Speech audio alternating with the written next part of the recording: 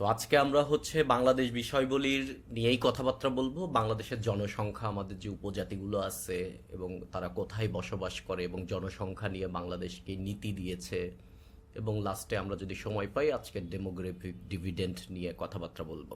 তো সবাইকে ওয়েলকাম। সবাই আস্তে আস্তে জয়েন করতে থাক, আমরা আমাদের আলাপ আলোচনা শুরু করি।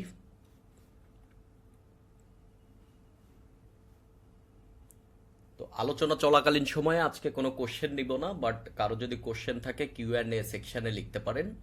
আমরা ক্লাসের শেষের দিকে বা মাঝখানে কখনো এটা নিয়ে কথাবার্তা বলতে পারি আপনাদের কোনো কোশ্চেন থাকলে।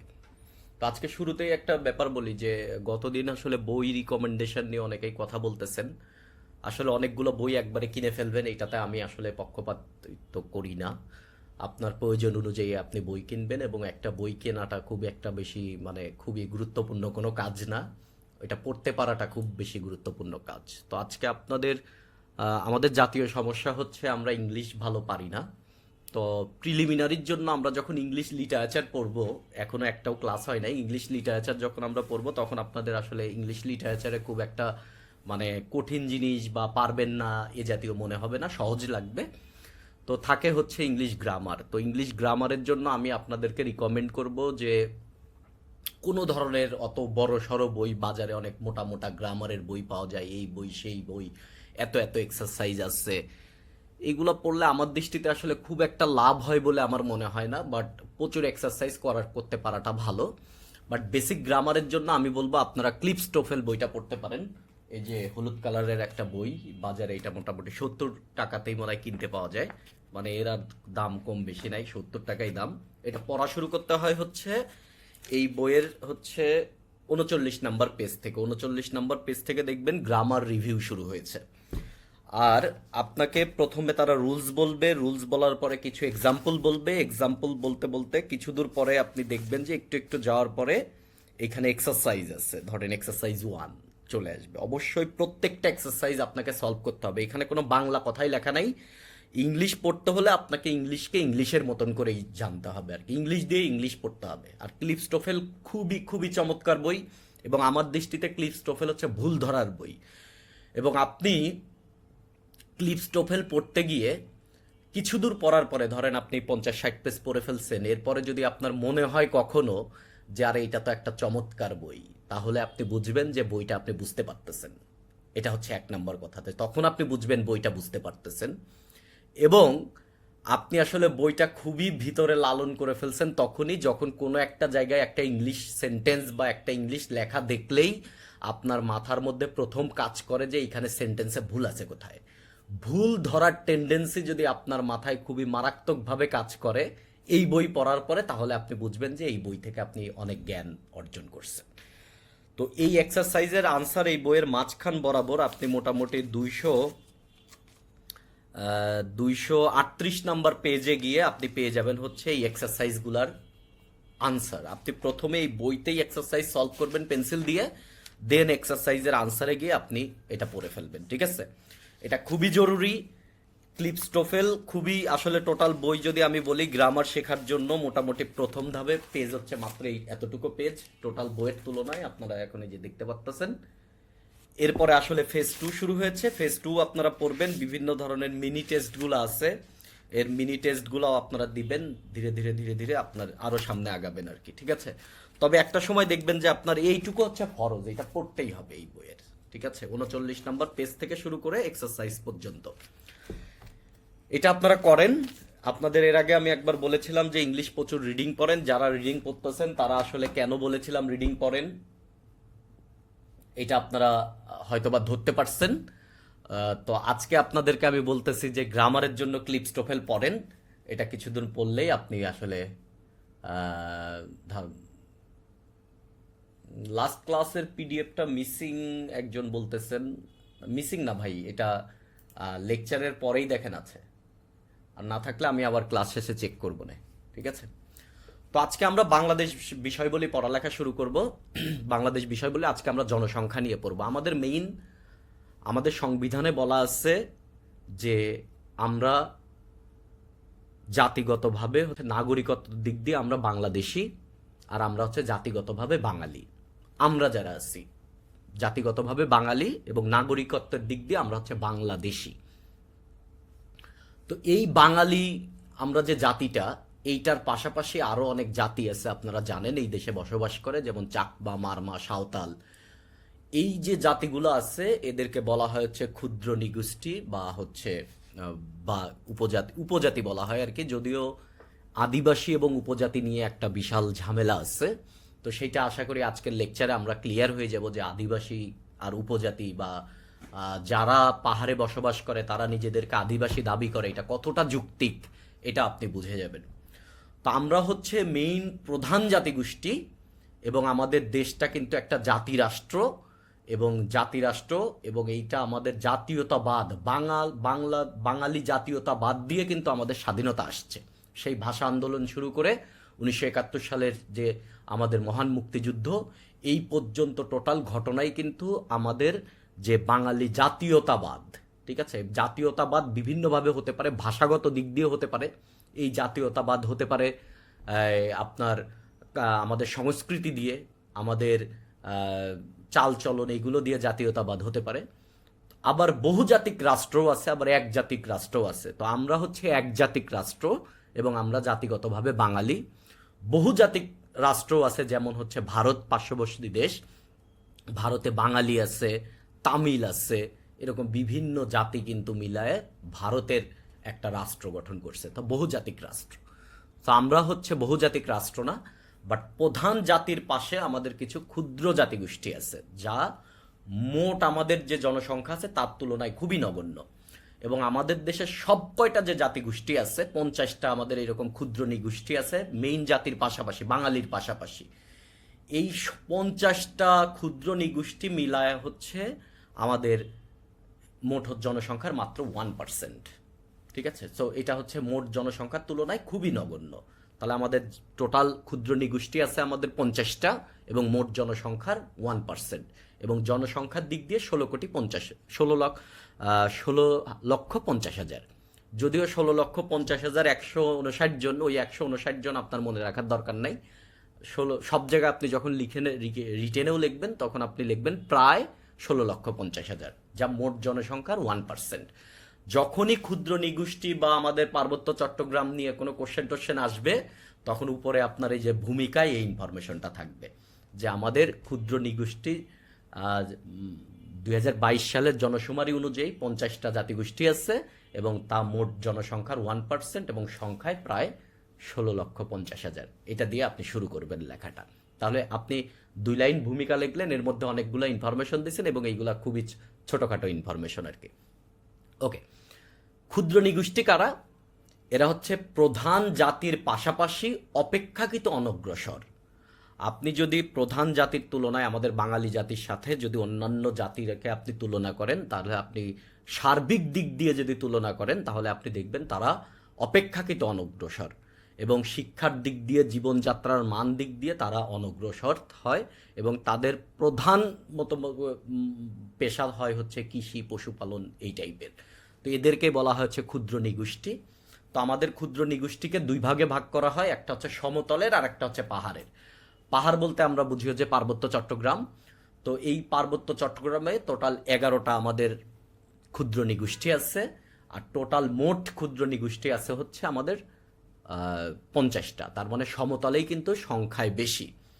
এবং আমাদের ক্ষুদ্র নিগোষ্ঠী নিয়ে বাংলাদেশ সরকারের একটা আইন আছে, এবং ক্ষুদ্র নিগোষ্ঠী না, বরং ক্ষুদ্র নিগোষ্ঠীর যে সাংস্কৃতিক প্রতিষ্ঠান, সো সাংস্কৃতিক ঐতিহ্য সংরক্ষণ, উন্নয়ন, বিকাশের লক্ষ্যে ক্ষুদ্র নিগোষ্ঠী সাংস্কৃতিক প্রতিষ্ঠান আইন 2010 এইটা প্রতিষ্ঠিত হয়, এবং পঞ্চদশ সংশোধনীতে সংবিধানের 23-এর ক করা হয়। 23-এর ক, আমাদের সংবিধান দেখতে হলে আপনি দেখেন, রাষ্ট্র বিভিন্ন উপজাতি, ক্ষুদ্র জাতিসত্তা, নিগোষ্ঠী, সম্প্রদায়ের, এখানে কোথায়ও কিন্তু আদিবাসী শব্দটা বলা নাই।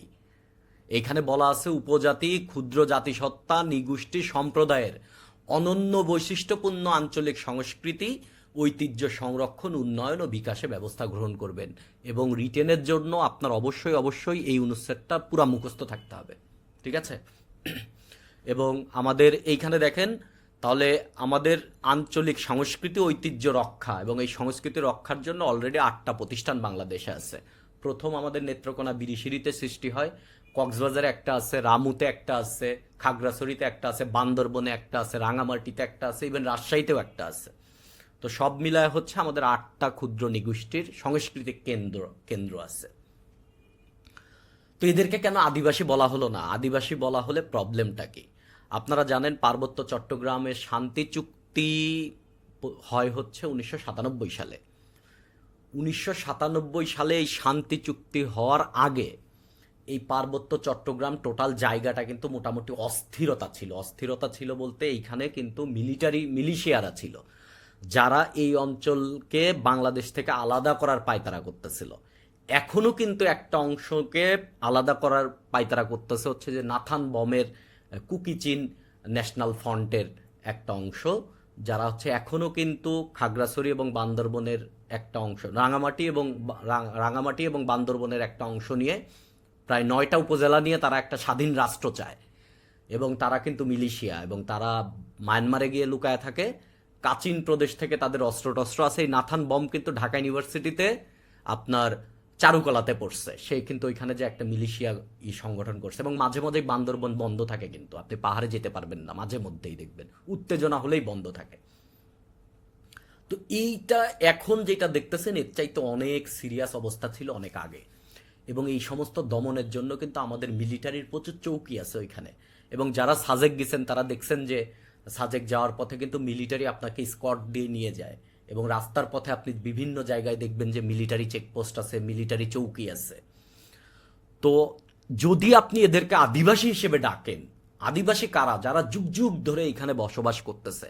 আসলে পার্বত্য চট্টগ্রামে যে চাকমা, মারমা বা এরা আছে, এরা যুগ যুগ ধরে এখানে বসবাস করতেছে না, এরা কালের বিবর্তনে এখানে আসছে। এরা ম্যাক্সিমামই ছিল আরাকান অঞ্চলে। যখন ওই আরাকানের সাথে যুদ্ধে তারা পরাজিত হয়েছে তখন তারা এইদিকে আসছে। ঐতিহাসিকভাবে তারা কেউই এই জায়গার আদিবাসী না। এবং এদেরকে যদি আদিবাসী হিসেবে ডাকেন, তাহলে জাতিসংঘের কিন্তু আদিবাসী জনগোষ্ঠীর অধিকার বিষয়ক একটা ঘোষণাপত্র আছে 2007-এর। এই যে দেখেন নিচের দিকে লেখা আছে যে, এই যে দেখেন, জাতিসংঘের আদিবাসী জনগোষ্ঠীর অধিকার বিষয়ক ঘোষণাপত্র 2007। আপনি যদি তাদেরকে আদিবাসী হিসেবে ডাকেন রাষ্ট্রীয়ভাবে, তাহলে আপনার এই ঘোষণাপত্র মেনে নিতে হবে। আর এই ঘোষণাপত্র যদি মেনে নেন, তাহলে তাদেরকে আত্মনিয়ন্ত্রণের অধিকার দিতে হবে। তারা নিজেরা স্বায়ত্তশাসিত অঞ্চল হিসেবে প্রতিষ্ঠিত হবে। বাংলাদেশ সরকার এখানে কিন্তু তেমন কোনো নিয়ন্ত্রণ প্রতিষ্ঠা করতে পারবে না। তাহলে দেশের মধ্যে আর একটা ছোট ভাগ হয়ে যাবে। তাদেরকে নিজেদের ভূমির উপর সামরিক কর্মকাণ্ড নিষিদ্ধ করে দিতে হবে। তার মানে আপনি আপনার মিলিটারি নিয়ে বান্দরবন, চট্টগ্রাম এই সমস্ত জায়গায় আপনি যায় মিলিটারি চৌকি বসাতে পারবেন না। আর মিলিটারি চৌকি যদি বসাতে না পারেন, তাহলে মিয়ানমার থেকে আপনার থ্রেট আছে। যে কোনো মুহূর্তে মিয়ানমারের মিলিশিয়া গ্রুপ আপনার দেশে ঢুকে পড়বে, আপনার সার্বভৌমত্বে হুমকি হয়ে যাবে। এবং তাদেরকে মাতৃভাষায় শিক্ষার অধিকার দিতে হবে। অলরেডি 5টা উপজাতির মাতৃভাষায় শিক্ষার ব্যবস্থা বাংলাদেশ সরকার করছে। অধিকাংশ যারা উপজাতি আছে তাদের মাতৃভাষা আছে, বর্ণমালা নাই। তো যাদের বর্ণমালা নাই, শুধু কথা বলেন, বর্ণমালা নাই, তাদেরকে আপনি কিভাবে তাদের মাতৃভাষায় শিক্ষা দিবেন? এবং আদিবাসীর এই টোটাল নিয়ন্ত্রণ করবে জাতিসংঘের এই ঘোষণাপত্র। সো এইটা কিন্তু একটা বাংলাদেশের মানে টোটাল যে আমরা বলি একক, আমাদের সংবিধানের বলা আছে বাংলাদেশ একটি একক স্বাধীন, এখানে কিন্তু অনেকগুলা প্রদেশ নাই, সার্বভৌম বাংলাদেশ। এই একক একক বিষয়টা আর থাকবে না। তো সংবিধানের পরিপন্থী হয়ে যাবে। এই বিষয়ে আপনি এটা আনসার দিতে পারেন যে আদিবাসী বলা হয় না কেন। আদিবাসী বলা হয় না কেন, রিটেনে এ জাতীয় কোশ্চেন আসার চান্স কম, বাট ভাইভাতে আপনার এই জাতীয় কোশ্চেন করতে পারে। কেননা রিটেনের কোশ্চেন তো সারা পৃথিবী দেখে যে রিটেনের কোশ্চেনটা মানে বাংলাদেশের সিভিল সার্ভিসে আসলে রিটেনে কী টাইপের কোশ্চেন করা হচ্ছে। সো দ্যাটস ওয়াই হচ্ছে এটা আমাদের জেনে রাখা দরকার। তো উপজাতি বা জাতি আর নরগোষ্ঠীর মধ্যে পার্থক্য আছে। জাতি মানে কি? জাতি হচ্ছে সংস্কৃতি দিয়ে প্রতিষ্ঠিত হয়। যেমন আমরা বাঙালি জাতি, বাংলা ভাষা, বাঙালি সংস্কৃতি দিয়ে কিন্তু আমরা এই জাতি। চাকমা যে জাতিটা, তাহলে চাকমা ভাষা, চাকমা সংস্কৃতি দিয়ে কিন্তু ওই জাতিটা। আর নরগোষ্ঠী মানে কি? ব্লাডের সাথে কানেকশন, একই ধরনের ব্লাড হবে। ধরেন এই যে আমরা যেগুলো বলি ওই যে নিগ্রয়েড বা যারা কালো, নিগ্রো, এরা কিন্তু একটা নরগোষ্ঠী, একইভাবে নরগোষ্ঠী, তাদের বংশ পরম্পরায় পরম্পরায় আসছে। কিন্তু জাতি কনসেপ্টটা অনেক বড়, নরগোষ্ঠীর কনসেপ্টটা অনেক ছোট। যেমন বাংলাদেশ, আমরা একটা বাঙালি জাতি, এইখানের ভিতরে কিন্তু বিভিন্ন নরগোষ্ঠী থাকতে পারে। কিছু বাঙালিও আপনি দেখবেন যাদেরকে দেখতে আপনার মঙ্গলয়েডের মতন মনে হয় বা চাইনিজ মানুষের মতন মনে হয়, কিন্তু সে চাকমাও না, সে বাঙালি। ঠিক আছে, আমাদের আমরা যখন বুয়েটে পড়ছি তখন আমাদের আহসানুল্লাহ হলে এক বড় ভাই ছিলেন। তো সে মাঝে মাঝে ঢাকা ইউনিভার্সিটি উপজাতি হয়ে খেলতে যেত, কিন্তু সে কিন্তু চাকমা না, সে কিন্তু বাঙালি। তার পূর্বপুরুষে কোনো একজনের সাথে ধরেন এইরকম বিদেশি একটা সংকরায়ন ঘটছে, তার মানে আপনি কিন্তু আর ওই নরগোষ্ঠীর মধ্যে নাই, বাট জাতি হিসেবে আপনি বাঙালি। তার মানে জাতিগত ব্যাপারটা হচ্ছে অনেক বড় ব্যাপার, এবং জাতিগত ব্যাপারটা হচ্ছে সংস্কৃতির ব্যাপার। আর নরগোষ্ঠীর যে ব্যাপার, এটা হচ্ছে ব্লাডের ব্যাপার, বংশ পরম্পরায়। নরগোষ্ঠীরা সাধারণত নিজেদেরকে সুপিরিয়র মনে করে, অন্যদের সাথে এরা আসলে সম্পর্ক স্থাপন করতে চায় না, মানে এই নরগোষ্ঠীর বাইরে যেতে চায় না। বাট জাতিসত্তা অনেক বড় একটা জিনিস। সো আরও দেখবেন, আপনাদের বই সাজেস্ট করেছে, এখানে কিছু পার্থক্য আছে, পড়লে এই জিনিসটা ক্লিয়ার হয়ে যাবে। তো এই যে হিউম্যান রেস বা নরগোষ্ঠী, ওয়ার্ল্ডে যে মানুষের যে নরগোষ্ঠী আছে, মানে এই আধুনিক ওয়ার্ল্ডে, এর আগে আরও অনেক ছিল, ধরেন হুমো ইরেক্টাস ছিল, হুমো নেয়ারডেন্থাল ছিল। তো আমরা যারা হুমো স্যাপিয়ান্স, এই যে সাপিয়ান্স মানে কি, সাপিয়ান্স মানে জ্ঞানী, ওয়াইজ, মানে নিজেই আমরা জ্ঞানী হিসেবে দাবি করি। মানুষ ইমমডেস্টলি, নির্লজ্জভাবে আমরা আমাদেরকে জ্ঞানী হিসেবে দাবি করি আর কি, হুমোসেপিয়ান্স। যাই হোক, এই হিউম্যান রেস যেটা আমাদের, যারা হুমোস্যাপিয়েন্স আর কি, এর আগে হুমো নিয়ারডেন্থাল ছিল, হুমো ইরেক্টাস ছিল, তাদের কথাটা বাদ। তো এই রেসটা প্রধানত হচ্ছে চারটা। নিগ্রয়েড কি, নিগ্রয়েড আপনারা জানেন, ঠিক আছে। নিগ্রয়েড হচ্ছে এই যে উইল স্মিথের একটা ছবি দিয়ে দিছে, আপনি বুঝতেছেন নিগ্রয়েড কি। দেন হচ্ছে ক্যাকশয়েড, হচ্ছে আপনার যারা একটু সাদা টাইপের আর কি, এরা হচ্ছে ক্যাকশয়েড, এদের চুলটুলি সাধারণত সাদা হয়। আর হচ্ছে মঙ্গলয়েড, মানে হচ্ছে যারা একটু চাইনিজ ভাবধারী আর কি, ধরেন চায়না, কোরিয়া, তারপরে মিয়ানমারের কিছু লোকজন, এরা হচ্ছে সব মঙ্গলয়েড। আর অস্ট্রোলয়েড হচ্ছে, এই যে ছবিটা, এটা হচ্ছে মেইন ছবি, তারা দেখতে কেমন। অস্ট্রোলয়েড মানে হচ্ছে একটু বড় সড়ো দাড়ি টাড়ি থাকবে, এবং চেহারার মধ্যে দেখেন একটু নাক সাধারণত একটু মোটা টাইপের নাক হয়, এবং এদের চুল সাধারণত কুকরানো হয়। এখন আমরা যদি বাঙালি জাতিকে বিশ্লেষণ করি, তাহলে বাঙালির মধ্যে সাদাও আছে, কালোও আছে। ধরেন অস্ট্রোলয়েডের মতন ভাব আছে, যে মুখ ভর্তি অনেকের দাড়ি আছে, অনেকের আবার ধরেন মঙ্গলয়েডের মতো দাড়ি নাই। অনেকের মুখ ধরেন এই চ্যাপ্টা মুখ আছে অনেকের, আমাদের বাঙালিদের, আবার অনেকের মুখ আছে ধরেন যে তথাকথিত বাঙালির মতন। অনেকে একটু কালা, অনেকে একটু ফর্সা, অনেকের চুল স্ট্রেস, অনেকের চুল কার্লি। তার মানে আমরা হচ্ছে বাঙালি হচ্ছে একটা সংকরায়ন জাতি। সো বাঙালি যে একটা সংকরায়ন জাতি, এই কথাটা যদি আপনি বলতে চান, তাহলে অবশ্যই এই চারটা জাতিগোষ্ঠীর নাম লিখতে হবে, যে নিগ্রয়েড, ককেশয়েড, মঙ্গলয়েড, অস্ট্রোলয়েড। এবং আমরা যে যে দ্রাবিড় বলি, যে দ্রাবিড় আপনারা ছোটবেলা থেকে শিখছেন, এটা হচ্ছে অস্ট্রোলয়েডের একটা ধাঁচ আর কি, অস্ট্রোলয়েড থেকে এরা আসছে। বাট দ্রাবিড় কোনো আসল রেস না, মেইন রেস হচ্ছে এই চারটা। এরপরে আরিয়ান একটা রেস আছে, সেইগুলাও আসলে এই রেস না, এইগুলা থেকে আসছে আরিয়ান বা আর্য বলা হয়। মেইন রেস হচ্ছে চারটা, এইটা একটু জানা লাগবে। মঙ্গলয়েড মানেই আপনি মাথায় রাখবেন যে একটু চায়নাদের মতন একটু চ্যাপ্টা টাইপের এবং চাইনিজ টাইপের আর কি। যদিও এইভাবে শব্দগুলো বলা উচিত না, এতে আসলে বর্ণ বৈষম্য হয়ে যায়। তো সবাই আসলে, প্রত্যেকটা রেসই হিউম্যান বিংস, এবং সবাই সবার জায়গায় খুবই পারফেক্ট। তো আমাদের এই উপজাতিদেরকে বলতে গেলে এই জিনিসগুলো লাগবে আর কি, ঠিক আছে। সো আমাদের ক্ষুদ্র নিগোষ্ঠী জাতিগুলোকে যদি আমরা দেখতে চাই, তাহলে আমাদের ক্ষুদ্র নিগোষ্ঠীকে আমরা দুই ভাগে ভাগ করতে পারি। একটা হচ্ছে পার্বত্য এলাকায়, আর একটা হচ্ছে সমতলে, এবং সমতলেই সবচেয়ে বেশি। যদিও এই ডেটাটায় যে 48% এবং 52%, এই ডেটাটা নিয়ে আমার একটু কনফিউশন আছে। কেননা কিছু জায়গায় প্রায় 63% সমতলে আছে, এইরকম কথাও বলা আছে। যদিও এই বইতে 52 এবং 38% বলছে, বাট আমি পুরা আদমশুমারিটা খুঁজতেছিলাম, পুরো আদমশুমারির রিপোর্টটা নিয়ে 2022 সালের, যে এক্স্যাক্ট এই কথাটা কোথায় লিখছে কিনা। তবে এই ডেটাটা মাথায় রাখেন, তবে এটা পার্বত্য চট্টগ্রামের চাইতে সমতলে বেশি। পার্বত্য চট্টগ্রামে কারা আছে, ধরেন চাকমা, মারমা, ত্রিপুরা, ম্রো, তারপরে সমতলে আছে সাঁওতাল, গারো, মণিপুরী, হাজং, রাখাইন। এদেরকে যদি আমরা বাংলাদেশের অঞ্চল ভেদে ভাগ করি, তাহলে আমরা আসলে 4টা বেল্টে মেইনলি ভাগ করে ফেলতে পারি। 4টা বেল্ট। একটা হচ্ছে রাজশাহী বেল্ট। রাজশাহী বলতে হচ্ছে রাজশাহী সহ টোটাল উত্তরবঙ্গটা, এই টোটাল উত্তরবঙ্গ। এইখানে আছে সাঁওতাল, এইখানে আছে রাজবংশী, ওরাও। এই 3টা মেইন, এই 3টা মাথায় রাখলেই চলবে। ময়মনসিংহ বেল্ট মানে ময়মনসিংহ, নেত্রকোনা, এই সমস্ত জায়গাটা। এইখানে আছে হচ্ছে গারো এবং হাজং। এইখানে সিলেট বেল্ট বলতে হচ্ছে, আমরা বলতেছি পুরা সিলেট অঞ্চল, মণিপুরী, খাসিয়া, মুন্ডা। আর পার্বত্য চট্টগ্রাম বেল্ট মানে খাগড়াছড়ি, বান্দরবন, রাঙামাটি, এই টোটাল জায়গাটায় চাকমা, মারমা, ত্রিপুরা, বম, লুসাই, মগ, মুরং, চাক, খুমি, এই টোটাল 11টা আছে এইখানে। আর এই বেল্টের বাইরে কক্সবাজারে আছে রাখাইন এবং পটুয়াখালীতে আছে রাখাইন। ঠিক আছে, এই বেল্টের বাইরে। এইভাবে আপনি মনে রাখতে চেষ্টা করবেন যে কোন অঞ্চলে কারা আছে। এমসিকিউতে, প্রিলিমিনারির এমসিকিউতে এ জাতীয় কথাবার্তা কিন্তু, মানে এ জাতীয় কথাবার্তা আসতে পারে যে ওরা কোন অঞ্চলে বসবাস করে, বা আসলো হাজংরা কোন অঞ্চলে বসবাস করে, এই টাইপের কোশ্চেন আসতে পারে। সো এটা একটু মাথায় রাখতে হবে।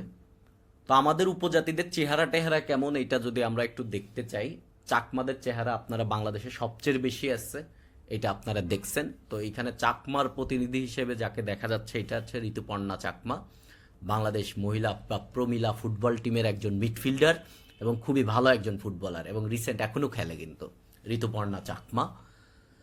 মারমাদের হচ্ছে আপনি দেখতে পাচ্ছেন, মারমা এবং চাকমাদের আসলে চেহারার মধ্যে খুব একটা তফাৎ নাই, এবং এইগুলা দেখেই আপনি বুঝতেছেন তারা হচ্ছে মঙ্গলয়েড। এরা হচ্ছে মঙ্গলয়েড, মানে যে চাকমাদের মতন আর কি, মানে ইয়েদের মতন, চাইনিজদের মতন। রাখাইনকেও চেহারা দেখে আপনি বুঝতেছেন রাখাইনরাও মঙ্গলয়েড। মণিপুরি, যদিও এটা হচ্ছে মণিপুরীদের বিয়ের সাজ, এটা হচ্ছে মণিপুরি ট্রেডিশনাল বিয়ের সাজ, এরা এরকম কাপড় পরে, এটাই ট্রেডিশনাল মণিপুরীদের। সিলেট অঞ্চলে এরা বসবাস করে, বাট এরা বেশি মেকআপ নিছে তো এই ছবিতে বোঝা যাচ্ছে না। তো এরাও কিন্তু হচ্ছে মঙ্গলয়েড। ত্রিপুরা, এরাও মঙ্গলয়েড। গারোরাও মঙ্গলয়েড। গারোরা হচ্ছে আপনার ময়মনসিং বেল্টে থাকে। সাঁওতাল হচ্ছে আপনার আমাদের সমতলের এই রাজশাহী, রংপুর, দিনাজপুর, এই সমস্ত অঞ্চলে বসবাস করে। এবং এইটা দেখে আপনি বুঝতেছেন এই যে কুকরানো চুল, দাড়ি টাড়ি আছে, কালো টালো, যদিও মূর্তি দেখাচ্ছে, বাট আসল চেহারাও এদের এইরকমই। পরে একটা আসল ছবি আপনাদেরকে দেখাবো।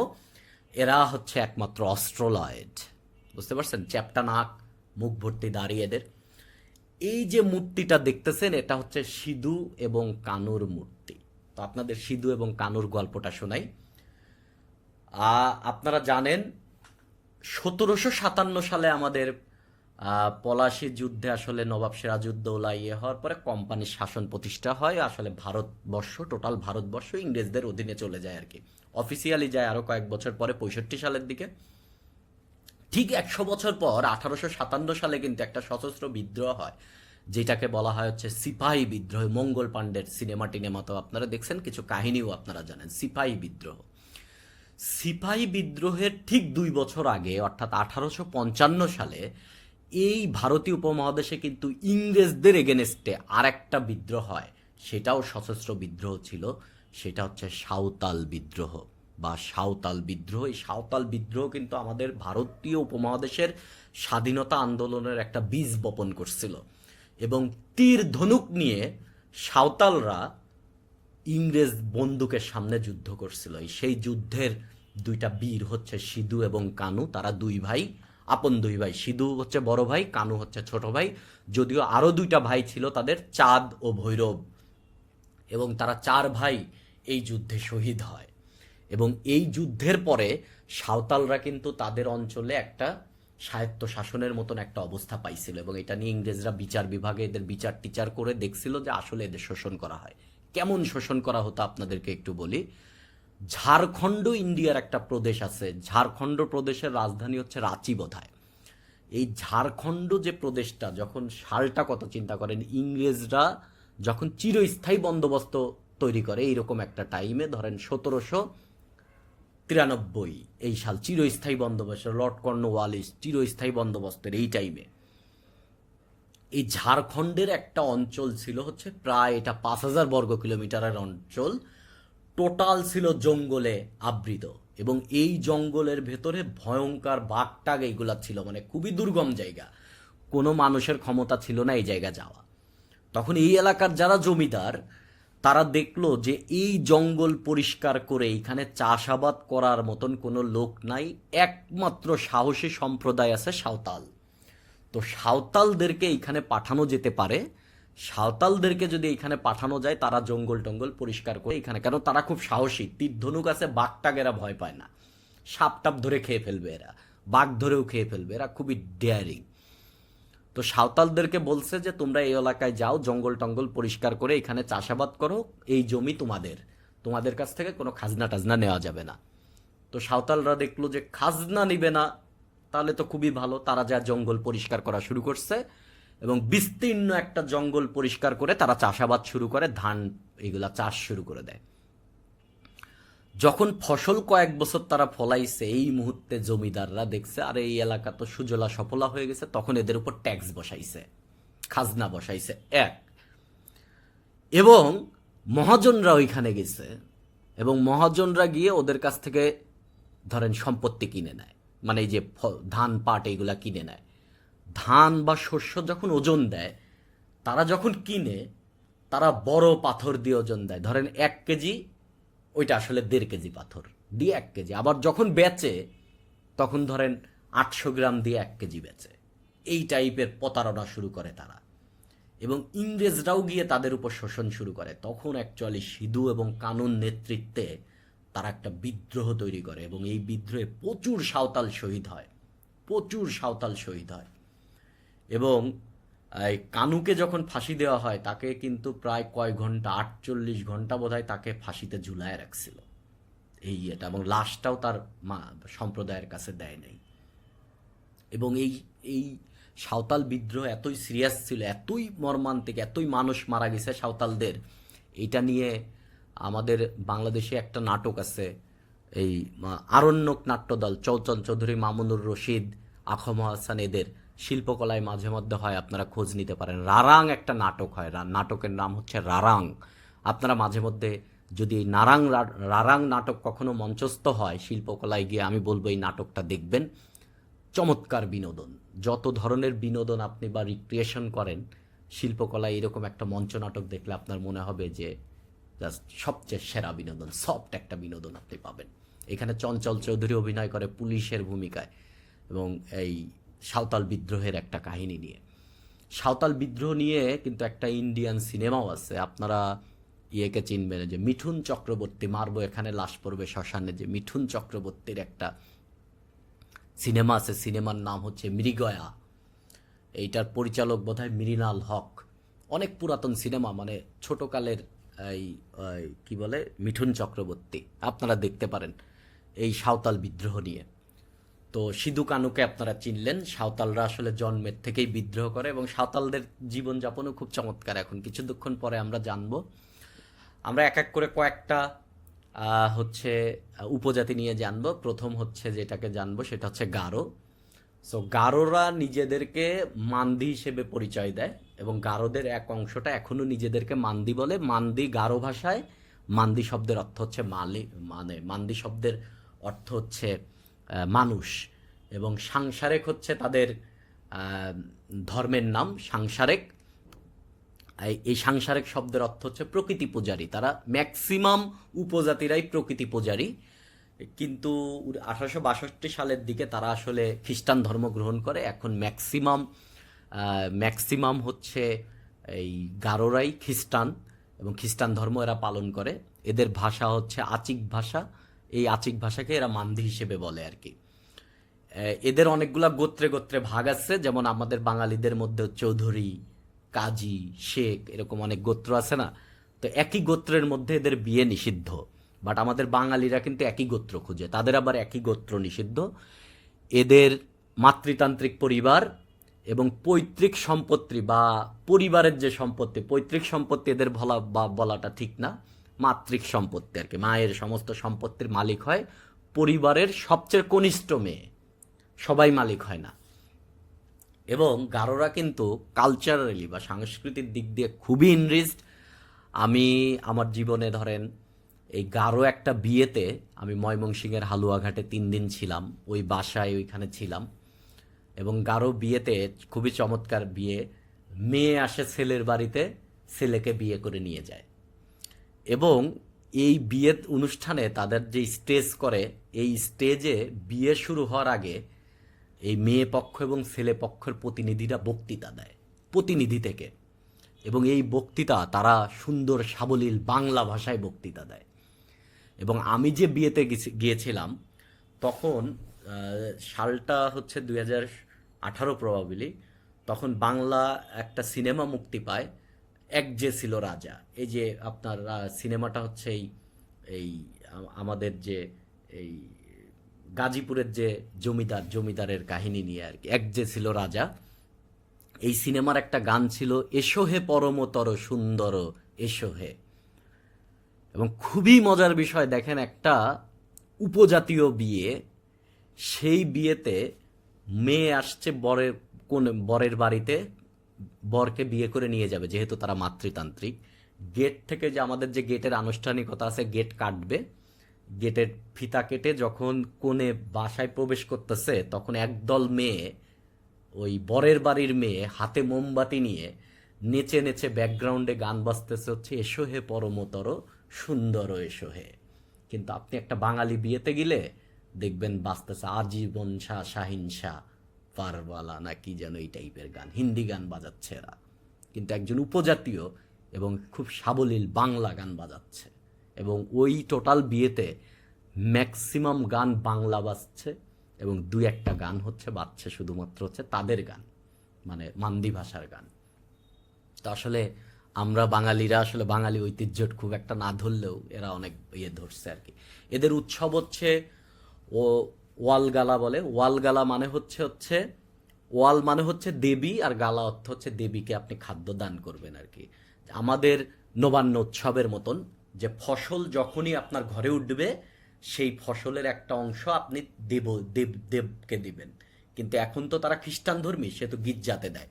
এই যে ছবিটা আপনি দেখতেছেন, এইখানে দেখেন এই যে যার ফসল নিয়ে আসছে, এই ফসল গির্জাতে উৎসর্গ করবে। এটা তাদের ট্রেডিশনাল বাদ্যযন্ত্র, দেখেন ঢোল, বিশাল বড় ঢোল।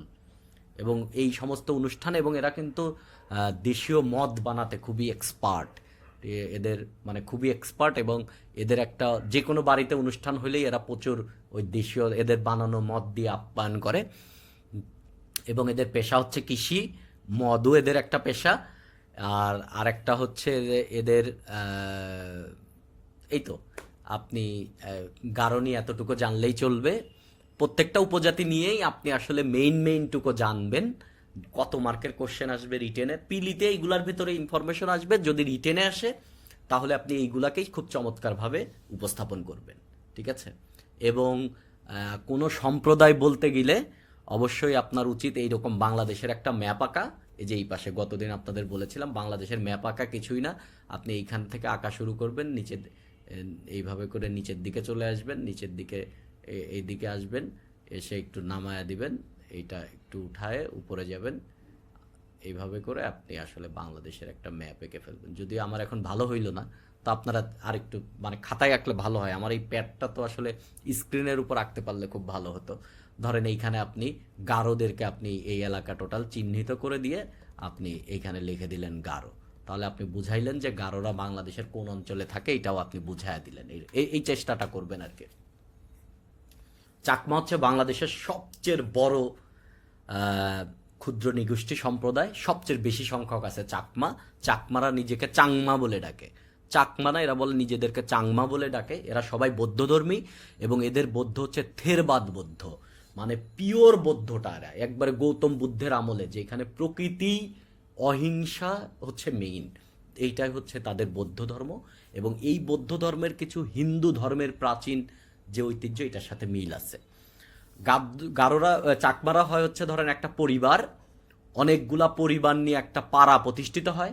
যেমন আমাদের গ্রাম অঞ্চলেও দেখবেন পাড়া থাকে, এই পাড়া ও পাড়া। সো পাড়ার প্রধানকে বলা হচ্ছে কারবারি।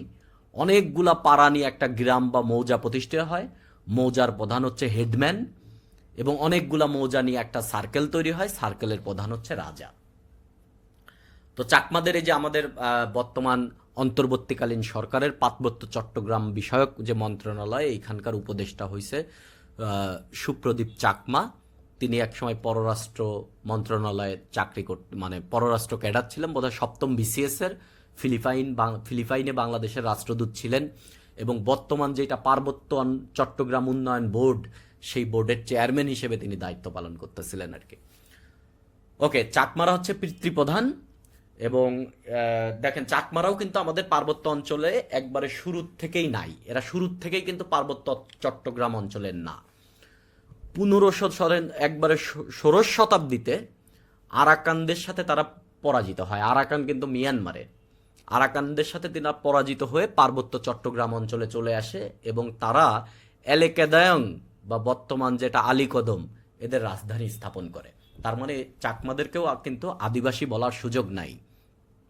এরপরেও আরো দু একবার যুদ্ধ হয়। এরপরে মুঘলদের সাথেও কিন্তু তাদের একটা যুদ্ধ হয়, এবং এতে মুঘলরা পরাজিত হয়। কিন্তু মুঘলরা পরাজিত হয়, এবং মুঘলরা পরাজিত হয়ে মুঘলরা কিন্তু পার্বত্য চট্টগ্রাম অঞ্চল ছেড়ে যেতে বাধ্য হয়, এবং মুঘলদের 2টা কামান তারা জব্দ করে। আপনারা যদি পার্বত্য চট্টগ্রামে মানে রাঙামাটিতে যান, রাঙামাটিতে গেলে আপনার মানে আপনি ঘোরার একটা ওই যে টলার দিয়ে ঘুরে মানুষ, তার একটা অংশই থাকে হচ্ছে রাজার বাড়ি যাওয়া, চাকমা রাজার বাড়ি। চাকমা রাজার বাড়িতে গেলে দেখবেন কামান একটা আছে, ওই একটা কামান, আর একটা কামান কাপ্তাই লেক, যেটা ভেঙ্গি ভ্যালি, এই জায়গাতে আসলে ডুবে আছে, কোথাও না কোথাও আছে। 1935 সালে ভারত শাসন আইন তৈরি করা হয়। ভারত শাসন আইন, ভারতকে কিভাবে শাসন করবে, এটা ব্রিটিশ পার্লামেন্ট থেকে পাশ হয়। এই ভারত শাসন আইন কিন্তু অনেক জায়গায় আপনার আসবে।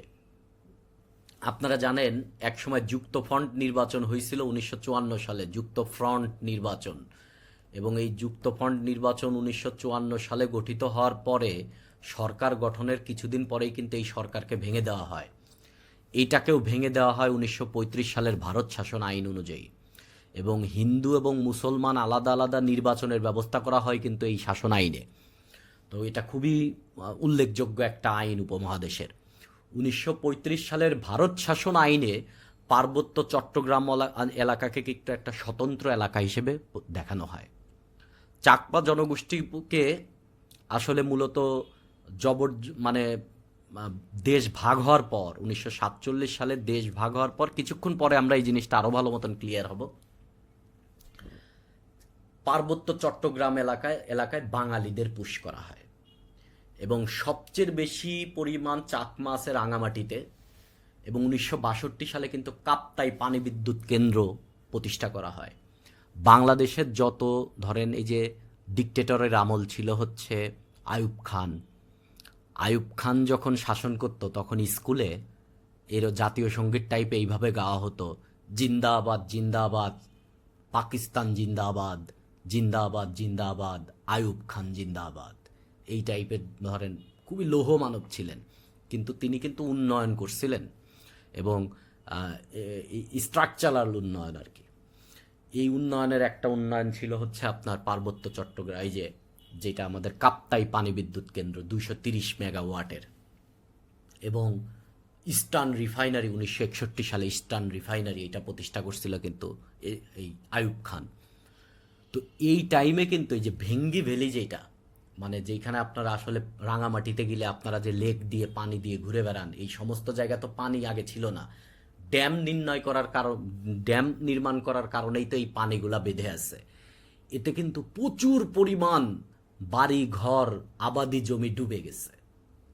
তখন চাকমারা কিন্তু তাদের জায়গা থেকে অনেকেই কিন্তু ভারতের অরুণাচলে গিয়ে শরণার্থী হয়ে গেছে এই টাইমে চাকমারা। আরও ঘটনা কিছু ঘটছে, আরও কিছুক্ষণ পরে পার্বত্য চট্টগ্রাম শান্তি চুক্তি যখন পড়ব তখন আমরা জানবো আর কি। চাকমাদের মধ্যে নিজ বংশের 7 পুরুষের মধ্যে বিয়ে নিষিদ্ধ। 7 পুরুষের মধ্যে বিয়ে নিষিদ্ধ। এরা হচ্ছে যেহেতু বৌদ্ধ, তার মানে প্রধান ধর্মীয় উৎসব হচ্ছে বৌদ্ধ পূর্ণিমা, বাট জাতিগত উৎসব হচ্ছে বিজু। এখন আপনি দেখেন, চাকমা মারমা এবং আপনি আরও দেখবেন যে এরা বৎসবরণ যে করে, এই বৎসবরণটা কিন্তু তারা বাঙালি বৎসবরণ করে, বাংলা পহেলা বৈশাখের এই টাইমে। আমাদের যেটা নতুন বছর হয় এই বছরের টাইমে কিন্তু এরা বৎসবরণ অনুষ্ঠান করে, বিজু। এই বিজু হয় হচ্ছে চৈত্র মাসের শেষ 2 দিন এবং বৈশাখের প্রথম দিন।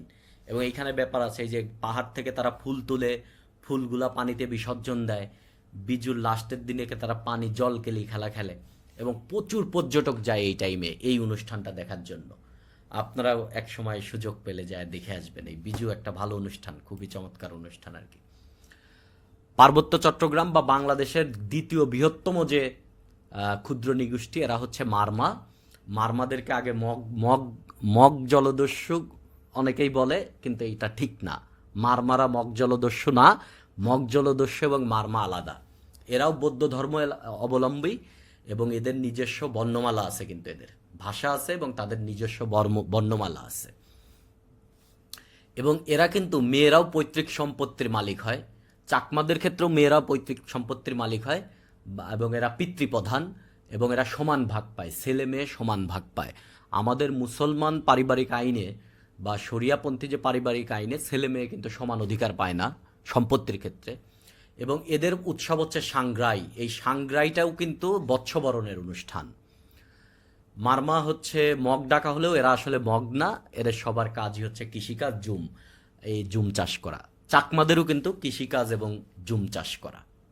ওকে, সাঁওতাল হচ্ছে এই যে আসল সাঁওতালের ছবি দেখেন, এই যে অস্ট্রোলয়েডের যে ছবি দেখছিলেন, এইবার আপনি এখানে মিল পাবেন। এদের আসলে দাড়ি শেপ করে ফেলছে, এদের দাড়ি থাকে প্রচুর এবং চুল কুকরানো, চ্যাপটা একটু নাক চ্যাপটা এবং কালো বর্ণের হয় এরা।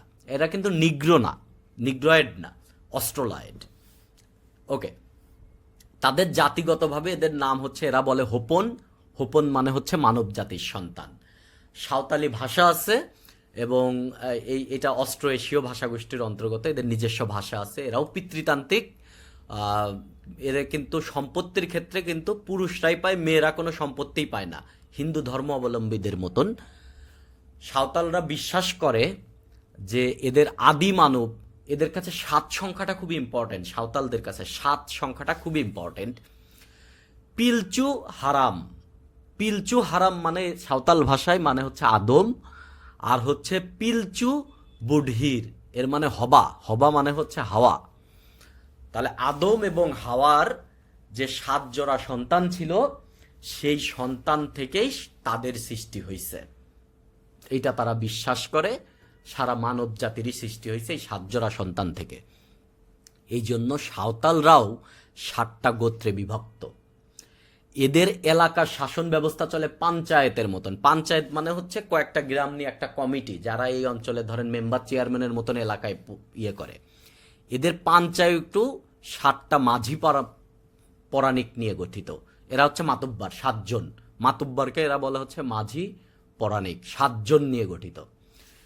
এবং সাঁওতাল এর বহিগোত্র বিবাহ প্রচলিত, নিজ গোত্রের মধ্যে বিয়ে হয় না। বা সাঁওতালদের বিয়ে খুবই চমৎকার এবং বিয়ের গল্প শুনলে আপনার মনে হবে যে আমরাও সাঁওতালের মতন আমাদের কালচার হইলে ভালো হতো। 3 টাইপের এদের বিয়ে হয়। তার প্রথম টাইপ হচ্ছে রাজারাজি। রাজারাজি কেমন? রাজারাজি হচ্ছে সাঁওতাল মেয়ে হাটে যায়, ধরেন হাট, হাট আবার কিসের? পুরুষ ছেলেদের হাট। ছেলেরা, বিবাহযোগ্য ছেলেরা বসে থাকবে, মেয়ে যাবে হাটে। এখন মেয়ে হাটে যাবে কিন্তু বাজার করতে না, মেয়ে হাটে যাবে হচ্ছে বর খুঁজতে। তো সাথে সে একজন মুরব্বী নিয়ে যাবে, এই মুরব্বীকে বলা হচ্ছে যোগ মাঝি। তো সে যা বাজারে ছেলেদেরকে দেখবে, যে ছেলেরকে তার পছন্দ হবে, এই পছন্দ যার হবে তার কথা যোগ মাঝিকে এসে বলবে। যোগ মাঝি গিয়ে ওই ছেলের সাথে কথা বলবে, পরিবারের সাথে কথা বলবে, মিল হইলে বিয়ে হয়ে যাবে এদের। ঠিক আছে, এই হচ্ছে একটা রাজারাজি, মানে রাজি হইলে বিয়ে হবে।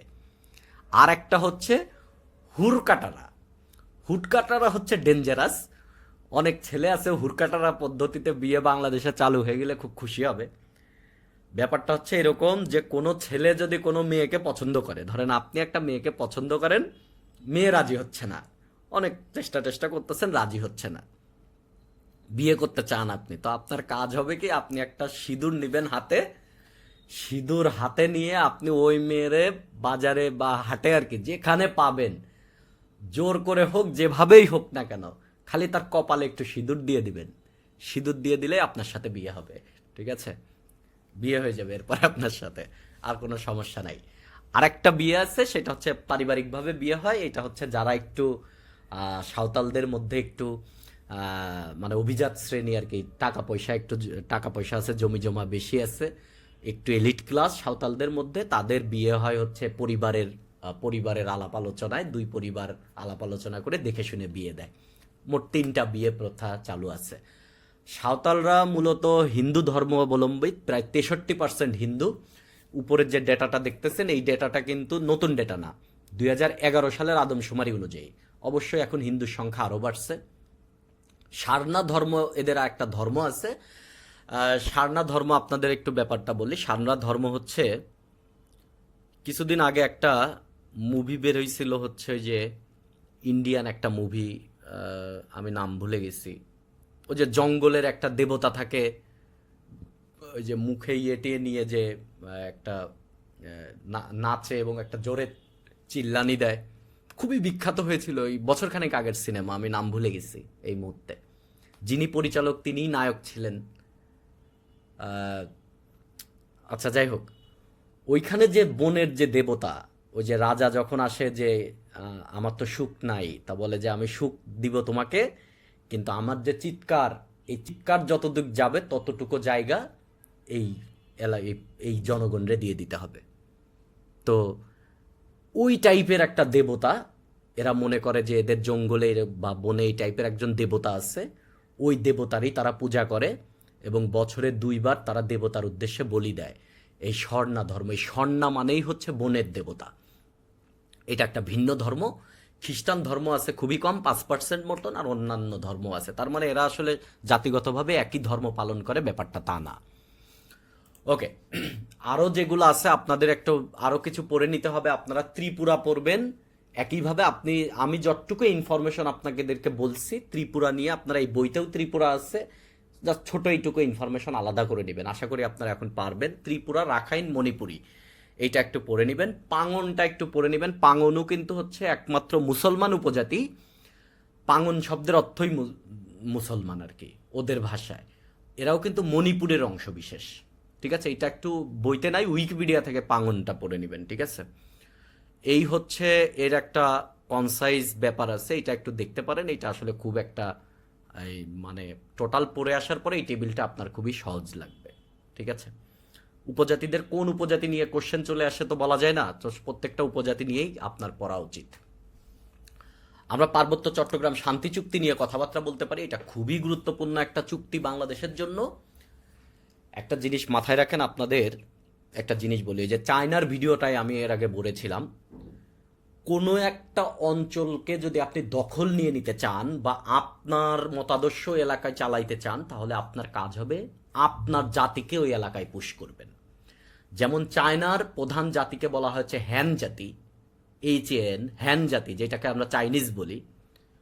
মঙ্গোলিয়ার যে অঞ্চলটা তারা দখল করে নিছে, তিব্বত, এই যে টোটাল তিব্বত অংশটা তারা যে দখল করে নিছে, এই তিব্বতের যারা আছে তারা কিন্তু চাইনিজ না।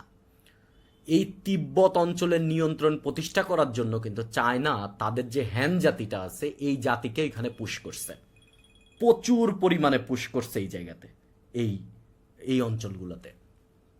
ঠিক একইভাবে আপনার 1947 সালে এই দেশ ভাগ হওয়ার পরে পাকিস্তান সরকার পার্বত্য চট্টগ্রাম অঞ্চলে কিন্তু মুসলমানরা বেশি বাস করতো না, কিন্তু পাকিস্তান তো রাষ্ট্র হয়েছে ধর্মের ভিত্তিতে, তাহলে পার্বত্য চট্টগ্রামে তো মুসলমানরা না, তো তারা প্রচুর পরিমাণে মুসলমানকে পার্বত্য চট্টগ্রাম অঞ্চলে পুশ করছে। তার মানে পাহাড়ে বাঙালি ঢুকছে।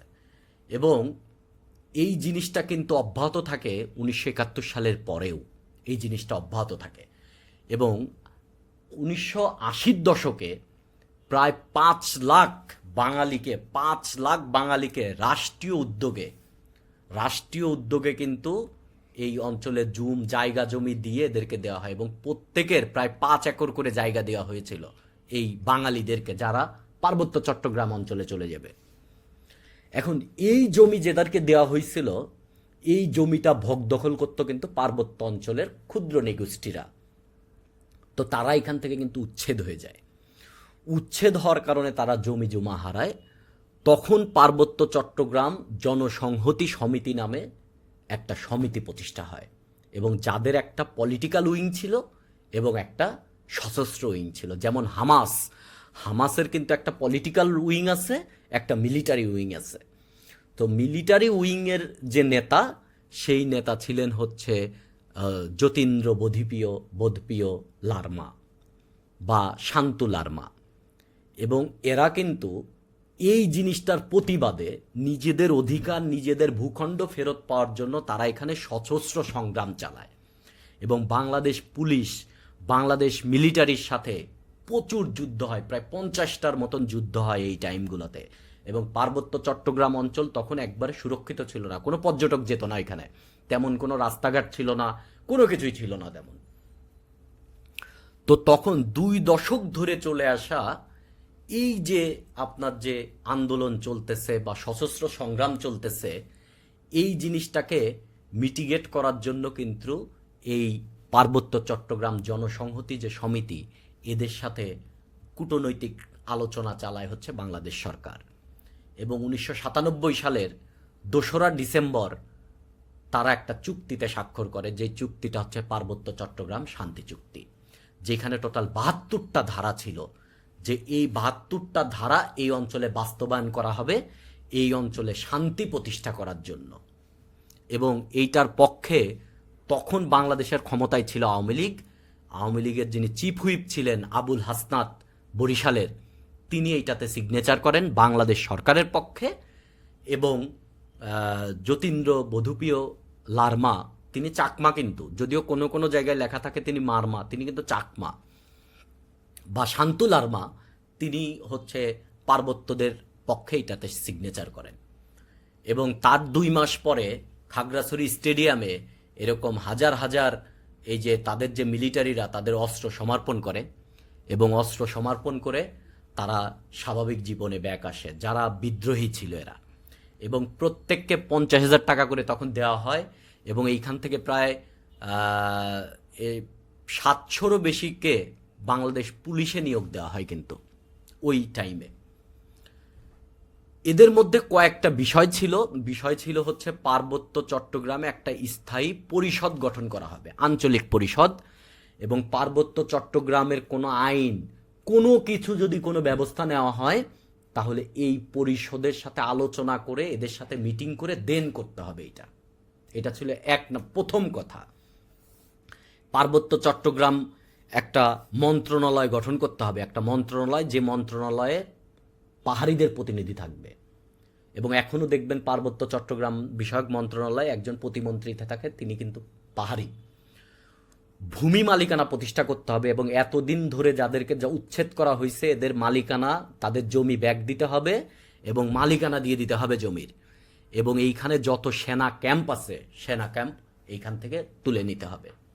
এই বইতে আপনাদের যে বই সাজেস্ট করেছি, এইখানের ইনফরমেশন একটু জটিলতা আছে, বাট মোট 72টা ধারার মধ্যে আমাদের রাষ্ট্রীয় বক্তব্য অনুযায়ী 65টা ধারা সম্পূর্ণরূপে বাস্তবায়িত হয়ে গেছে অলরেডি, এবং 3টা আংশিকভাবে বাস্তবায়ন হয়েছে, 4টা এখনো বাস্তবায়ন হয় নাই। এইটার সূত্র হচ্ছে আদিবাসী সংক্রান্ত যে জাতিসংঘের যে ফোরাম, এই বক্তব্যতে তারা বলছে 2024 সালের রিপোর্ট এটা। ওকে, এর মানে কি আসলে পার্বত্য চট্টগ্রামে শান্তি ফিরে আসছে? পার্বত্য চট্টগ্রামে কিন্তু শান্তি ফিরে আসে নাই। এবং এই জ্যোতিরিন্দ্র বোধপিয় লারমা বা শান্তু লারমা, তিনি কিন্তু এই যে একটা আঞ্চলিক পরিষদ গঠন করার কথা ছিল, সো পার্বত্য চট্টগ্রাম আঞ্চলিক পরিষদ নামে একটা পরিষদ আছে, কিন্তু এই পরিষদের চেয়ারম্যান সে এখন, এবং সে বহুকাল ধরে এইটার চেয়ারম্যান, পার্বত্য চট্টগ্রাম বিষয়ক আঞ্চলিক পরিষদ। এবং মজার বিষয় হচ্ছে এই শান্তু লারমা কিন্তু এখন কোনো পাবলিক গ্যাদারিংয়ে আসেন না, কোনো পাহাড়ি পাবলিক গ্যাদারিং, কোনো সভা সেমিনার বা কোনো মিডিয়ার সামনে তিনি আসেন না। কেননা তিনি মনে করেন পার্বত্য চট্টগ্রাম শান্তি চুক্তি যে কারণে হয়েছিল, সেই কারণ আসলে পার্বত্য চট্টগ্রামালারা সেই শান্তিটা পায় নাই। এবং এই জন্য কিন্তু এই পার্বত্য চট্টগ্রাম জনসংহতি সমিতির যে এই সমিতির এগেনেস্টে কিন্তু এখন একটা নতুন মিলিশিয়া গঠিত হয়েছে, একে বলা হয় Kuki Chin liberation army. Kuki Chin, Nathan Bawm, Dhaka varsity student, এরা কিন্তু এদের এগেনেস্টে, এবং তারা একটা রাষ্ট্র চায় এখন। পার্বত্য চট্টগ্রামে স্থায়ী শান্তি প্রতিষ্ঠা হয় নাই, মিলিটারি চৌকি কিছু কিছু প্রত্যাহার করা হলেও প্রচুর মিলিটারি চৌকি আছে এখানে, এবং তারা আদিবাসী হিসেবে স্বীকৃতি চায়, আরও অনেক কিছু চায়। বাট আপনি যদি একজন বাস্তববাদী রাষ্ট্র চিন্তাবিদ হতে চান, তাহলে পার্বত্য চট্টগ্রামালারা যা যা চায় তা আসলে করা পসিবল না যদি আপনি বাস্তববাদী হন। অধিকার দিতে গিয়ে আপনি আপনার সার্বভৌমত্ব কখনোই হুমকির মুখে ফেলতে পারেন না। একটা রাষ্ট্রের সবচেয়ে বড় জিনিস হচ্ছে তার সার্বভৌমত্ব। তো সার্বভৌমত্বকে আপনার ধরে রাখতে হবে, ঠিক আছে? এটা নিয়ে আমরা প্রচুর কথাবার্তা বলবো। তো শান্তি চুক্তি হওয়ার কারণে কি হইল? শান্তি চুক্তি হওয়ার কারণে যেটা হইছে, পার্বত্য চট্টগ্রামে কিন্তু ইউনিসেফের নিয়ন্ত্রণে, এই ইনফরমেশন বইতে নাই, আপনারা পার্বত্য চট্টগ্রাম অঞ্চল নিয়ে কিছু লিখতে গেলেই এই জিনিসটা লিখবেন। ইউনিসেফ এবং পার্বত্য চট্টগ্রাম উন্নয়ন বোর্ড, এই দুইজনের যৌথ উদ্যোগে 4000টি পাড়া কেন্দ্র প্রতিষ্ঠা হয়েছে। পাড়া কেন্দ্র, 4000টি পাড়া কেন্দ্র, মানে পার্বত্য চট্টগ্রামে আপনারা যদি পাহাড়ে যান তাহলে আপনারা দেখবেন পাহাড়ে হচ্ছে আপনার এইরকম ইয়ে টাইপের, পাহাড়ে পাড়া পাড়া টাইপের। ধরেন আপনি এই বগালেক থেকে হেঁটে যাচ্ছেন, আপনি হেঁটে যাচ্ছেন হচ্ছে বগালেক থেকে আপনি হাঁটা দিয়েছেন হচ্ছে কিউকারাডাঙ্গের দিকে, রাস্তায় গিয়ে আপনি পাবেন হচ্ছে দার্জিলিং পাড়া, একটা পাড়ার নামই আছে দার্জিলিং, চিংড়ি ঝর্ণার পরে গিয়েই আপনি পাবেন। তো এই পাড়া ভেতরে ছোট ছোট কয়েকটা ঘর নিয়ে কিন্তু একটা পাড়া, এই পাড়ায় একটা পাড়া কেন্দ্র আছে। এই পাড়া কেন্দ্র 4000টা পাড়া কেন্দ্র, তার মানে টোটাল পার্বত্য চট্টগ্রাম একটা নেটওয়ার্কের মধ্যে চলে আসছে এখন। পাড়া কেন্দ্রের কাজ কি? মৌলিক সামাজিক সেবা দেওয়া, শিক্ষা, এই যে ছোট ছোট বাচ্চাদেরকে, যে যেরকম বাচ্চাদেরকে পড়াবে একজন লোক আছে এইখানে, প্রাথমিক যে চিকিৎসা, কিছু খাদ্য সহায়তা, এরকম মৌলিক সামাজিক সেবা এরা কিন্তু এখানে দেয়, ঠিক আছে? এবং প্রায় হিউজ একটা জনগণ এইটার থেকে সুবিধা পাচ্ছে। এটা একটা খুবই বড়, এবং এটা মৌলিক সামাজিক সেবা প্রদানের একটা ওয়ান স্টপ সার্ভিস কি? এক জায়গায় গেলে সব সেবা পাবেন। আপনি এখন বড় বড় জায়গায় গেলে দেখবেন, বড় বড় হাসপাতালে গেলেও আপনি দেখবেন ওয়ান স্টপ সার্ভিস আছে, যে আপনি এক জায়গায় গিয়ে সব ধরনের তথ্য পাবেন। ধরেন আপনি বিএসটিআইতে যদি যান, যা দেখবেন বাইরে লেখা আছে, বাইরে একটা আছে ওয়ান স্টপ সার্ভিস, ভেতরে ঢোকা লাগবে না, ওরা এক জায়গা থেকে সব সার্ভিস দিবে, ঠিক আছে? ওয়ান স্টপ সার্ভিস, কি কি সার্ভিস দিবে সব লেখা আছে এখানে। সো এইটা একটা মৌলিক অধিকারের একটা ওয়ান স্টপ সার্ভিস টাইপের। তো এই তথ্যটা আপনি এখানে ইয়ে করবেন। পার্বত্য চট্টগ্রামের উন্নয়নের জন্য আর একটা চমৎকার জিনিস হচ্ছে, পাহাড়ে তো নদী নালা অত বেশি নাই। ধরেন বগালেক একটা আছে, বগালেকে কিন্তু চাষাবাদ হয় না। তো আপনার যে মাছ আসবে, ম্যাক্সিমাম মাছই আপনার আসবে কাপ্তাই লেক থেকে, অথবা আপনার মাছ আসবে হচ্ছে এই সাঙ্গু নদী টদী থেকে। কিন্তু আপনি যদি ব্যক্তি উদ্যোগে মাছ চাষ করতে চান, সেই ব্যবস্থা কিন্তু এখানে নাই। তো নতুন একটা টেকনোলজি আসছে, সেই টেকনোলজি ব্যবহার করতেছে, যদিও তথাকথিত গ্রামীণভাবেই, সেটা হচ্ছে ক্রিক বাঁধের মাধ্যমে। ক্রিক বাঁধটা কেমন? ধরেন এই যে ক্রিক বাঁধ দেখেন, ধরেন এই হচ্ছে একটা পাহাড়, এই আর একটা পাহাড়, এই মাঝখানের যে জায়গাটা, এইখান দিয়ে ধরেন একটা ইয়ে চলে গেছে, ধরেন একটা এই এদেরকে বলে ঝিরি মতন চলে গেছে। এই দুই পাশে বাঁধ দিবে, এমনভাবে বাঁধ দিবে, এই বাঁধের ভেতর দিয়ে কিন্তু পাথর দিয়ে বাঁধ দিবে। তো এখানে যেটা দেখতেছেন এটা কিন্তু এইরকম বাঁধ দিবেন ওরা, এটা পাথর দিয়ে দিবে। আমি আসলে ওইরকম ছবি পাই নাই ডাইরেক্ট, এই জন্য আপনি প্রচুর পত্রিকার রিপোর্ট পাবেন, বাট বাঁধের ছবি নাই। পাথর দিয়ে দেয়, তো পাথরের ভেতর দিয়ে কিন্তু পানি প্রবাহিত হয়ে যাবে, কিন্তু মাছ এইখানে আটকে থাকবে, ঠিক আছে? এখানে মাছের চাষ হবে। এবং অলরেডি খাগড়াছড়ির দিঘিনালাতে সাকসেসফুলি বেশ কতগুলো প্রজেক্ট এটা কিন্তু এখন রানিং। মৎস্য অধিদপ্তর এই কাজটা করে, ক্রিক বাদ দিয়ে মৎস্য চাষ করতেছে। সো এটাও একটা পার্বত্য চট্টগ্রামের উন্নয়নের একটা রাষ্ট্রীয় উদ্যোগ। রাষ্ট্রীয় বেশ কিছু পদক্ষেপ আমরা দেখতে পারি, যে 5টা ক্ষুদ্র নিগোষ্ঠীকে তাদের মাতৃভাষায় বই দিচ্ছে, এবং পার্বত্য চট্টগ্রামের বেশ কিছু জায়গাকে কিন্তু প্রাকৃতিক অভয়ারণ্য করছে। ভূমি নিষ্পত্তি করার জন্য তারা হচ্ছে ডিজিটাল ব্যবস্থা ভূমি জরিপ করতেছে, যদিও আজকে 26-27 বছর হয়ে গেল বোধহয় পার্বত্য চট্টগ্রাম শান্তি চুক্তির, তারপরে ভূমির সমস্ত সমস্যার সমাধান হয় নাই। পার্বত্য চট্টগ্রাম শান্তি চুক্তি হয়েছে হচ্ছে 1997 সালের 2রা ডিসেম্বর। স্থায়ী সমাধান করার জন্য তারা ভূমি কমিশন গঠন করছে এবং এই ভূমি কমিশনের আন্ডারে আরও 5টা কমিশন গঠন করছে। বাট যারা সেটেলার ছিল, এই যে পাকিস্তান সরকার যে সমস্ত বাঙালিদেরকে পুশ করছে, বা পরবর্তীতে 80-র দশকে যে সমস্ত বাঙালি ওই এলাকায় থাকা শুরু করছে, তারা কিন্তু এই জমির ব্যবস্থা কি হবে এই জিনিসটা এখনো সেটেলমেন্ট হয় নাই। সো এটা একটা তাদের ক্ষোভ। পার্বত্য চট্টগ্রাম উন্নয়ন বোর্ড তৈরি করা হয়েছে এবং এরা শিক্ষা, ড্রেনেজ, স্যানিটেশন, তারপরে প্রযুক্তি, বিভিন্নভাবে এরা এই অঞ্চলকে উন্নয়ন করে আর কি। আপনি এখন পার্বত্য এলাকায় দেখবেন চমৎকার চমৎকার রোড হচ্ছে, রোডের ধারে ড্রেনেজের ব্যবস্থা করা হয়েছে, বিভিন্ন জায়গায় সুপেয় পানির ব্যবস্থা করা হয়েছে। এগুলো সবই রাষ্ট্রীয় উদ্যোগে হয়েছে। পার্বত্য চট্টগ্রাম বিষয়ক মন্ত্রণালয় প্রতিষ্ঠা করা হয়েছে, আঞ্চলিক পরিষদ গঠন করেছে। এটা হচ্ছে এখানের মাদার অর্গানাইজেশন হওয়ার কথা, বাট এই অর্গানাইজেশনটাই এখন ইনঅ্যাক্টিভ, খুবই ইনঅ্যাক্টিভ একটা অর্গানাইজেশন। ভূমি কমিশনও গঠন করা হয়েছে এবং এটা নিয়ে একটা আইনও করা হয়েছে 2001 সালে। এবং এই আইনের আপনি যদি রিটেন আসে এবং এই রিটেনেরটায় যদি এই আইনের নামটা লিখে দিতে পারেন, তাহলে আপনার লেখাটা খুবই চমৎকার হবে। লেখার মধ্যে একটা আইন দিয়ে দিবেন। পাহাড়িদের সামাজিক নিরাপত্তার জন্য এদেরকে বিভিন্ন ধরনের ভাতা, খাদ্য সহযোগিতা দেওয়া হচ্ছে। শিক্ষার ব্যবস্থায় যে একটু আগেই দেখালাম যে পাড়া কেন্দ্র প্রতিষ্ঠা হয়েছে, মেডিকেল কলেজ প্রতিষ্ঠা হয়েছে, রাঙামাটি মেডিকেল কলেজ আছে, রাঙামাটি বিজ্ঞান ও প্রযুক্তি বিশ্ববিদ্যালয় হয়েছে এবং এই অঞ্চলে প্রচুর ট্যুরিস্ট বা পর্যটনের নিয়ে প্রচুর উন্নয়ন হয়েছে, বিভিন্ন পর্যটন কেন্দ্র হয়েছে। যদিও পাহাড়িরা এই পর্যটন উন্নয়নে বিশ্বাসী না, কেননা ম্যাক্সিমাম পর্যটন খাতের যে উন্নয়ন হয়েছে এইটার মালিক হচ্ছে বাঙালিরা। রিসোর্ট টিসোর্ট যা বলেন ম্যাক্সিমাম মালিক হচ্ছে বাঙালিরা। সো তারা বলতেছে পাহাড়িদের আসলে কোনো উন্নয়ন হয় নাই, এটা নিয়েও তারা নাখোশ থাকে। সো আপনি আপনার লেখার ক্ষেত্রে কিন্তু মিডিলম্যান হিসেবে এই কথাটাও লিখতে পারেন যে ম্যাক্সিমাম যে রিসোর্ট বা পর্যটন কেন্দ্র বা যে সমস্ত হোটেল হয়েছে এই সমস্ত জায়গায় তার মালিক, অধিকাংশের মালিকই বাঙালি হওয়ার কারণে পার্বত্য চট্টগ্রামের যারা লোকজন আছে তারা এইটাতে খুবই ক্ষোভ ইয়ে করে যে এরা আসলে মানে মেইন যে শান্তিটা আসার কথা এই শান্তিটা আসলে আসে নাই বলে তারা মনে করে আর কি। তো আপনারা এইটা আপনাদের ইনফরমেশনের মধ্যে দিয়ে দিতে পারেন আর কি। তারপরে হচ্ছে বিভিন্ন উন্নয়নমূলক সহযোগিতামূলক কর্মকাণ্ড করতেছে। 3টা আলাদা আলাদা জেলা পরিষদ আছে। আমাদের দেখবেন যে প্রত্যেকটা জেলায় একটা জেলা পরিষদ আছে, কিন্তু এটা বিশেষায়িত জেলা পরিষদ। ধরেন একটা দেখবেন আপনি এই খাগড়াছড়ি পার্বত্য জেলা পরিষদ, রাঙামাটি পার্বত্য জেলা পরিষদ এবং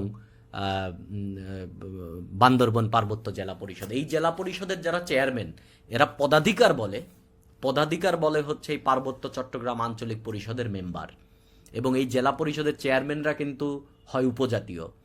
এই পার্বত্য যে জেলা প্রশাসক, 3টা জেলার যে জেলা প্রশাসক তারাও কিন্তু পদাধিকার বলে এই পার্বত্য চট্টগ্রাম আঞ্চলিক পরিষদের মেম্বার। এবং এটা 18 সদস্য বিশিষ্ট একটা এই পার্বত্য চট্টগ্রাম আঞ্চলিক পরিষদ, যেখানে 12 জন আছে হচ্ছে উপজাতীয় সদস্য এবং এর মধ্যে মহিলা সদস্য আছে। 18 জন সদস্য, টোটাল 25 জনের একটা বডি।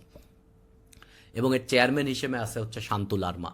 আপনার এই বইতে পড়লে কে কে আছে এখানে, মানে কারা কারা এখানে আসছে, এটা এদের কার্যপ্রণালী কি, এটা একটু রিডিং পড়লেই আপনারা বুঝবেন।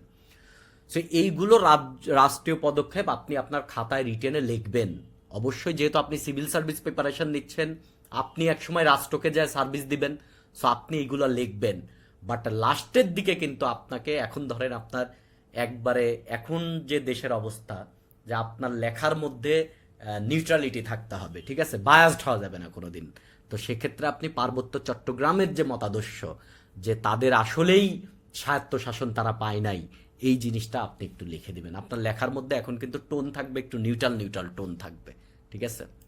ওকে, আমরা এখন একটু কথা বলতে পারি হচ্ছে আমাদের জনশুমারি নিয়ে। তো জনশুমারি হচ্ছে 2021 সালে হওয়ার কথা ছিল, বাট কোভিডের কারণে আসলে 21-এ হয় নাই, 2022-এর জুলাই মাসে এটা হয়েছে। এবং এবারই এইটার নাম করা হয়েছিল জনশুমারি, এর আগে এইগুলার নাম হইতো আদমশুমারি, এবার হচ্ছে জনশুমারি। আদমশুমারি কেন না, জনশুমারি কেন? কেননা আমরা একটা হচ্ছে মানে কি বলে এটা, প্রগতিশীল রাষ্ট্র গঠন করতে চাই। ধরেন আদমশুমারি একটা মুসলমানের একটা ব্যাপার চলে আসে, এই জন্য হচ্ছে জনশুমারি নামকরণ করা হয়েছে আমি যতটুকু জানি। যেমন ব্রাহ্মণবাড়িয়াকে এখন ব্রাহ্মণবাড়িয়া না ডেকে বিবাড়িয়া ডাকা হয়, কেননা ব্রাহ্মণ শব্দটা অ্যাকচুয়ালি হিন্দু কালচারের দিকে চলে যায়, এই জন্য বিবাড়িয়া ডাকা হয় আমাদের প্রগতিশীল বা সাম্যটা প্রতিষ্ঠা করার জন্য আর কি। তো এবার যে মেথডটা অ্যাপ্লাই করা হয়েছে এটা হচ্ছে modified de facto approach. Modified de facto approach কি? ধরেন আপনি চাকরির কারণে পোস্টিংয়ে আছেন আপনি এক জায়গা, কিন্তু আপনার বাড়ি হচ্ছে ধরেন ফরিদপুর। আপনি ধরেন কাজের জন্য আছেন বরিশালে, তাহলে বরিশালে আপনার গোনা হবে না, আপনার গোনা হবে ফরিদপুর, আপনার বাড়িতে গোনা হবে। মানে আপনি অস্থায়ীভাবে কোনো একটা জায়গায় আছেন, আমি হাসপাতালে ভর্তি আছেন, আপনি হোটেলে আছেন, হোটেলে আপনাকে গোনা হবে না, আপনার বাড়ির লোক হিসেবে আপনার বাড়ির লোক তথ্য দিবে, আপনাকে গুনবে। এই অ্যাপ্রোচটার নামই হচ্ছে মডিফাইড ডিফ্যাক্টো অ্যাপ্রোচ। তার মানে সবাই কাছে যায় কিন্তু গুনে নেয়, বাড়িতে গেছে। এই জন্য এবার বলছে যে জনশুমারি ও গৃহ গণনা, মানে কয়টা গৃহ আছে, খানার সংখ্যা কত, খানা মানে কি এই জায়গা রান্না হইলে এই জায়গা কয়জন খায়, ঠিক আছে, এইরকম আর কি। তো আমাদের এই জনশুমারির স্লোগান ছিল হচ্ছে জনশুমারিতে তথ্য দিন, পরিকল্পিত উন্নয়নে অংশ নিন। এই জনশুমারিতে আমাদের দেখা গেছে জনসংখ্যা হচ্ছে 16,51,58,616 জন। এই ডেটাটা মাথায় রাখতে হবে। বা আর আপনি যদি রিটেনে লিখতে চান তাহলে আপনি লিখবেন প্রায় 16.5 কোটি জনগণ আমাদের। এক্স্যাক্ট ইনফরমেশন আপনার মনে না থাকলেও চলবে, কোনো সমস্যা নাই। আমাদের জনসংখ্যা বৃদ্ধির হার এখন 1.22%, এটা খুবই ইম্পর্টেন্ট। এবং আমরা জাতিগতভাবে প্রায় 91% মতন হিন্দু মুসলমান, দ্বিতীয় জাতি হচ্ছে হিন্দু 7.95%। জনসংখ্যা এইটা পার্সেন্টেজ এত জানার দরকার নাই। এই আপনি জনসংখ্যা বৃদ্ধির হার, জনসংখ্যা নারী পুরুষের অনুপাত কত, আমাদের কিন্তু পুরুষের তুলনায় নারীর সংখ্যা বেশি, শতকরা 2 জন বেশি, নারীর সংখ্যা বেশি। অবশ্যই তো সমস্যা হয় না, পুরুষরা তো 4টা বিয়ে করতে পারে, কোনো সমস্যা হয় না এতে। 98 জন পুরুষের বিপরীতে 100 জন নারী আছে। জনসংখ্যা ঘনত্ব হচ্ছে প্রতি বর্গ কিলোমিটারে 1119 জন জনসংখ্যা আছে। এবং আপনারা কোথাও যদি কোনোদিন রিটেনে কোথাও তৃতীয় লিঙ্গ নিয়ে লিখতে চান বা তৃতীয় লিঙ্গর কোনো ইনফরমেশন দিতে চান, তো আমি বলবো এই ডেটাটা মুখস্থ রাখার জন্য। আপনি এটা মনে রাখার দরকার নেই, আপনি বলবেন বাংলাদেশের আদমশুমারি অনুযায়ী প্রায় 12,500 হিজড়া আছে বা তৃতীয় লিঙ্গর মানুষ আছে। গৃহের সংখ্যা মনে রাখার দরকার নাই, প্রতিবন্ধীর ডেটাটা মনে রাখা দরকার। আমাদের কিন্তু দেখেন উপজাতির চাইতে প্রতিবন্ধীর সংখ্যা বেশি। প্রতিবন্ধী আছে মানে মিনিমাম এক ধরনের প্রতিবন্ধী আছে, সবাই আসলে প্রতিবন্ধী ধরা চলে, মানসিকভাবে সবাই প্রতিবন্ধী আসলে, ঠিক আছে, সবারই মানসিক রোগ, এক একজনের এক এক ধরনের রোগ। তো সেদিক দিয়ে আমিও প্রতিবন্ধী কোঠায় পড়ে যেতে পারি, বলা যায় না আপনিও পড়বেন, সবাই প্রতিবন্ধী। তবে শারীরিকভাবে প্রতিবন্ধী আছে প্রায় 23.5 লাখ, যা মোট জনসংখ্যার 1.43%। আদিবাসীর চাইতে প্রতিবন্ধীর সংখ্যা বেশি। সাক্ষরতার হার হচ্ছে 54, এটা মনে রাখতে হবে, 74.66%। সবচেয়ে বেশি সাক্ষরতা আছে ঢাকায়, সর্বনিম্ন হচ্ছে ময়মনসিংহে। মোবাইল ফোন এবং ইন্টারনেটের এই ডেটাটা মাথায় রাখতে হবে, কেননা আপনার তথ্য প্রযুক্তি নিয়ে কোশ্চেন আসবে। এবং আপনি দেখেন আমাদের মোট জনসংখ্যার মাত্র 30.68% মানুষ হচ্ছে ইন্টারনেট ব্যবহার করে। এটা কিন্তু খুবই ছোট একটা অ্যামাউন্ট, খুবই ছোট অ্যামাউন্ট।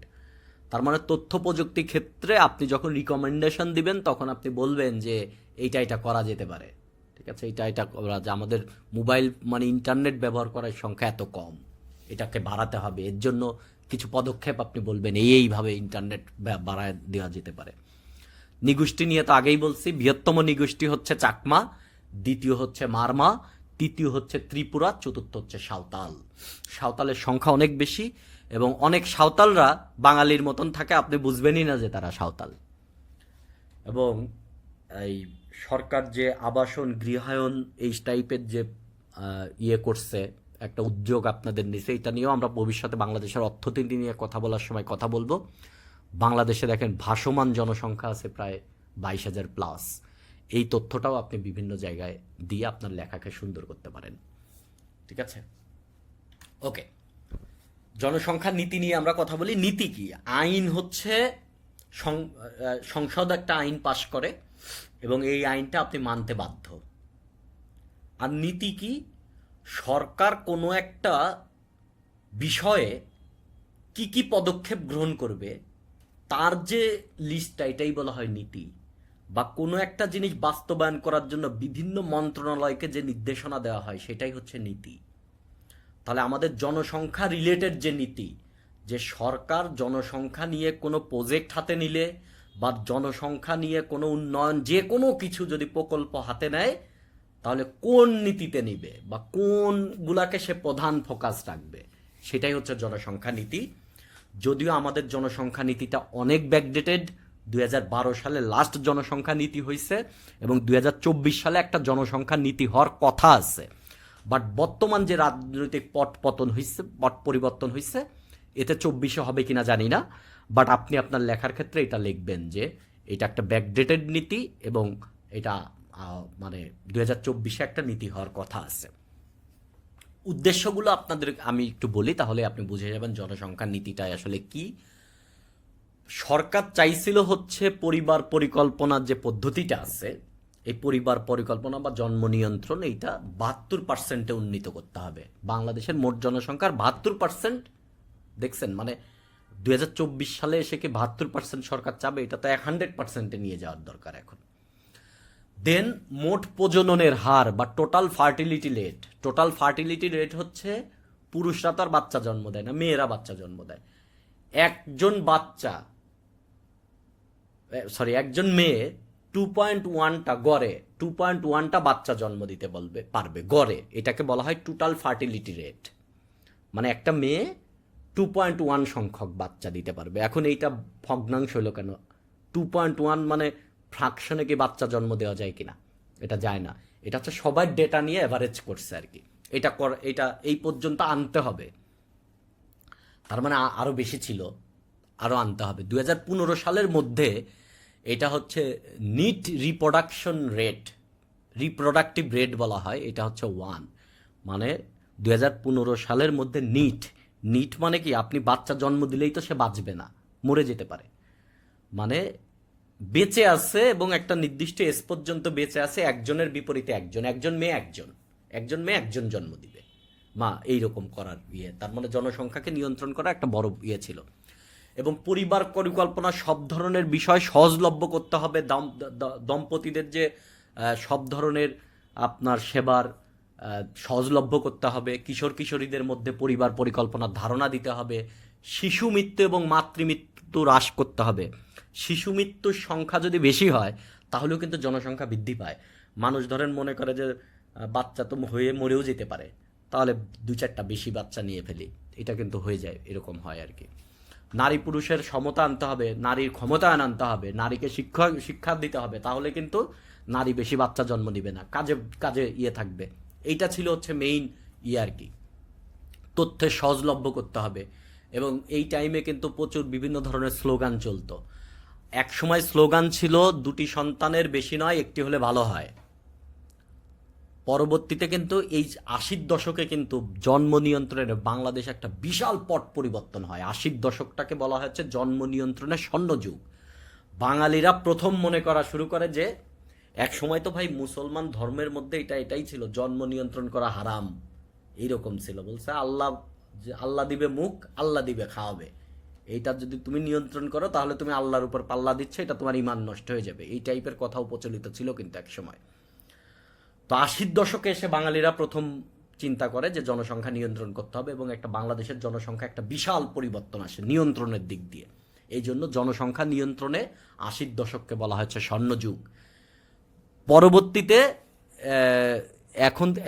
তখন স্লোগান ছিল 2টি সন্তানের বেশি নয়, একটি হলে ভালো হয়। আর এখন স্লোগান হচ্ছে ছেলে হোক মেয়ে হোক 2টি সন্তানই যথেষ্ট, এইটা আর কি। যদিও 2000 এই পরিবার পরিকল্পনা মন্ত্রণালয়কে জমা দেওয়ার কথা বলছে এই নতুন এই আপনার নতুন যে জনসংখ্যার নীতিটা কি হবে এর একটা খসড়া, এবং 2024 সালে এটা মানে দেওয়ার কথা।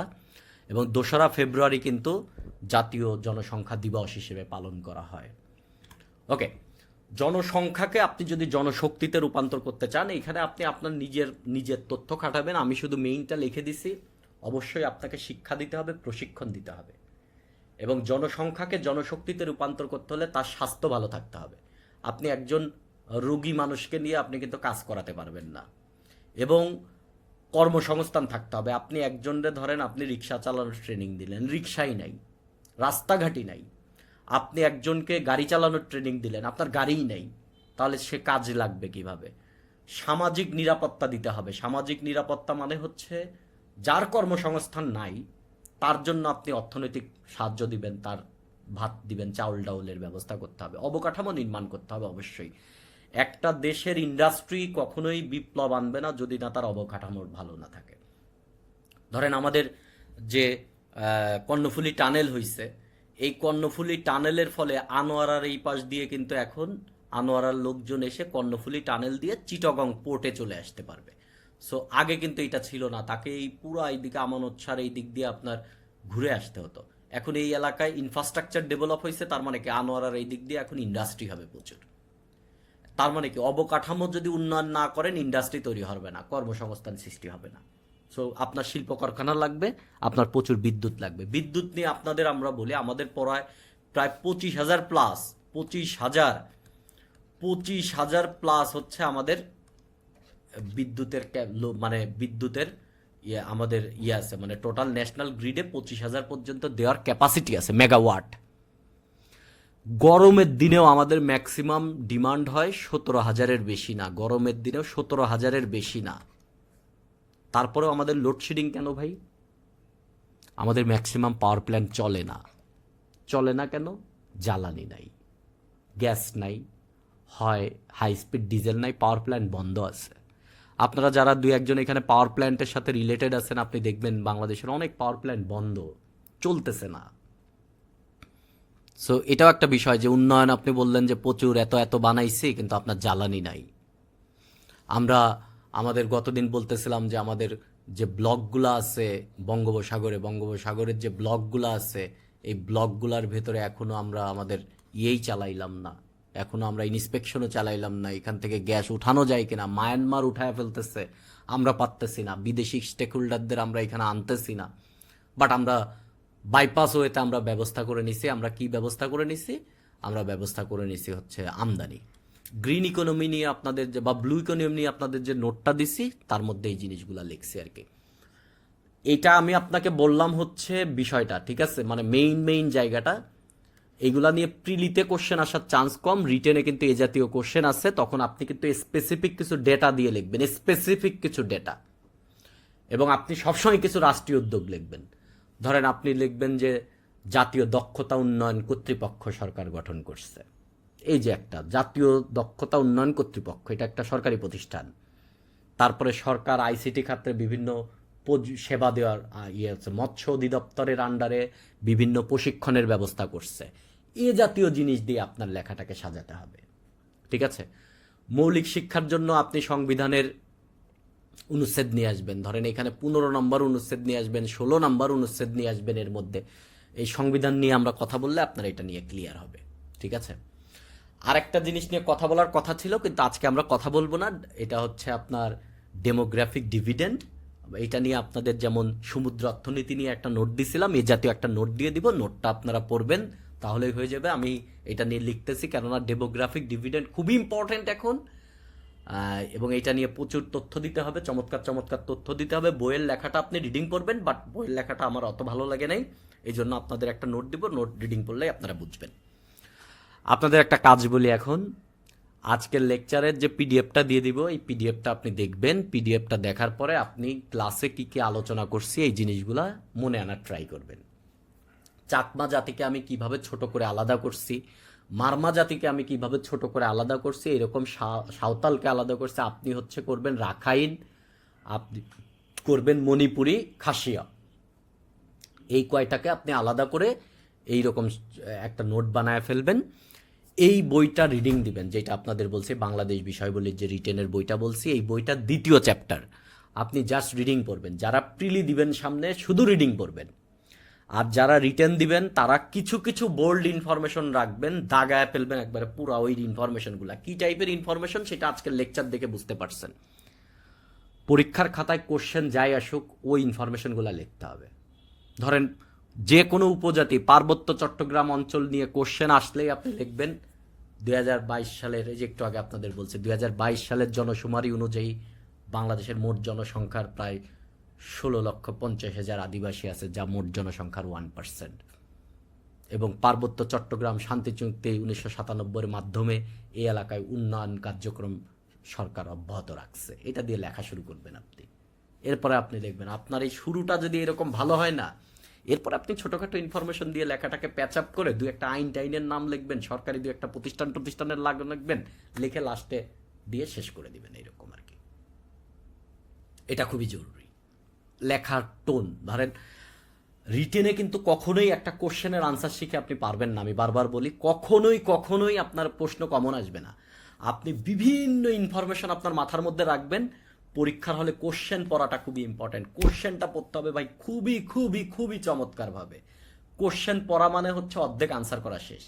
এরপরে বিসমিল্লাহ বলে লেখা শুরু করবেন এবং ব্রেনের বিভিন্ন জায়গা থেকে তথ্য এনে এমনভাবে আপনি ইনফরমেশন দিয়ে তথ্যটা আনসারটা লিখবেন, বইয়ের চেয়েও লেখাটা আপনার ভালো হবে।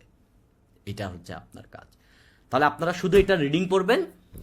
আর যারা প্রিলিমিনারি দিবেন অবশ্যই লেকচারের পিডিএফটা আগে অভাবেই দিবেন, দেন এই বইটার দ্বিতীয় চ্যাপ্টার পুরো রিডিং দিবেন, ফার্স্ট লাইন টু শেষ লাইন পর্যন্ত সব রিডিং দিয়ে ফেলবেন। কিছু কথা আমি বলি নাই, যেগুলো বলি নাই রিডিং পড়লে আপনি বুঝবেন। রিডিং দেওয়ার পরে এইবার আপনি ডাইজেস্টে যাবেন। ডাইজেস্টে গিয়ে এই জনসংখ্যা রিলেটেড যে বিষয়গুলো আছে এটা জাস্ট আপনি ডাইজেস্টে রিডিং দিয়ে এমসিকিউতে কিছু পরীক্ষা দিবেন। যদিও এমসিকিউতে আপনি ডাইরেক্ট এরকম পাবেন না, বাট আপনি যখন যখন আরও তথ্য আসবে তখন দেখবেন একবারে অনেক ইনফরমেশন পাওয়া যাচ্ছে, কোনো সমস্যা নেই।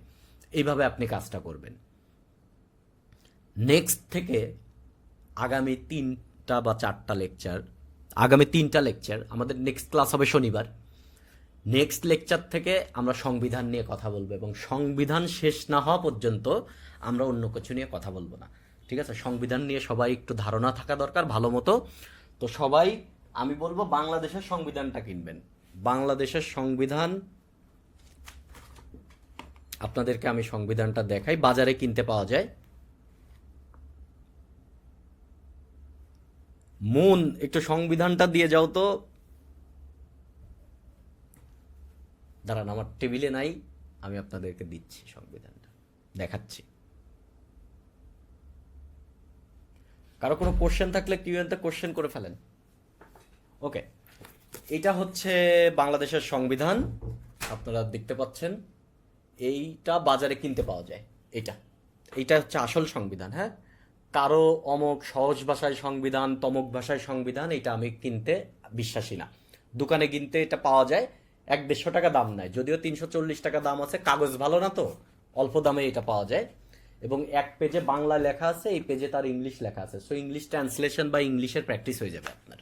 আপনি বাংলায়ও পড়বেন, ইংলিশও পড়বেন, এবং আমরা এখান থেকে ডাইরেক্ট অনুচ্ছেদ নিয়ে কথাবার্তা বলবো। এই বইটা কিনবেন। তাহলে আজকে আপনাদের আমি 2টা বইয়ের কথা বলছি। একটা হচ্ছে ক্লিফস্টোফেল, অবশ্যই পড়তে হবে ভাই, ক্লিফস্টোফেল পড়তে হবে। বিলিভ ইট অর নট ভাই, আমি যখন আপনাদের এই যে বিসিএস এর জার্নিতে শুরুতে আসি, আমার মেইন ভয় ছিল ইংলিশ। যদিও আমি ইঞ্জিনিয়ারিং পড়ালেখা করছি, বাট ইংলিশে ভাই আমার খুবই ভয় ছিল এবং আমার অবস্থা খুবই খারাপ ইংরেজিতে, খুবই খারাপ। আমি খুবই হতাশ ছিলাম ইংরেজিতে।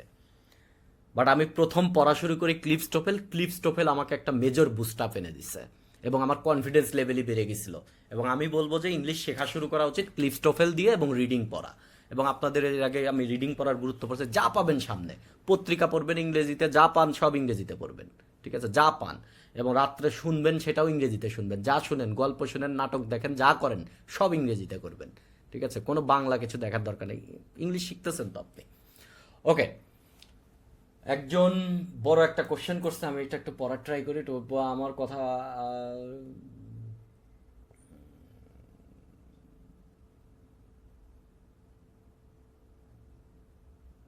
আচ্ছা, একজন আমাকে বড় কোশ্চেন করছেন আর কি। ভাই এই কোশ্চেনের আনসার আমি এখন দিতে পারবো না, ঠিক আছে?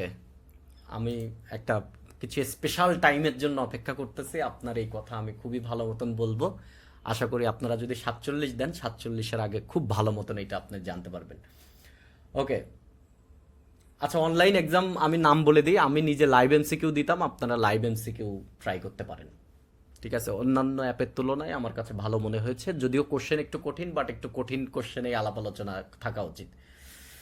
স্লাইডগুলো পিডিএফ আকারে তো দিয়েই দিচ্ছি, আপনাদের যে লেকচারের পাশেই দেখবেন, আপনারা যারা নতুন জয়েন করছেন, ক্লাসরুমে যে একটাই পোস্ট আছে প্রিভিয়াস লেকচার, 1 থেকে 8 পর্যন্ত লেকচার আছে, প্রত্যেকটা লেকচারের শেষেই দেখবেন পিডিএফ আছে, lecture PDF, lecture PDF, lecture PDF, এবং নতুন লেকচার সব ওই পোস্টেই অ্যাড হবে, এডিট করে ওই পোস্টেই অ্যাড হবে।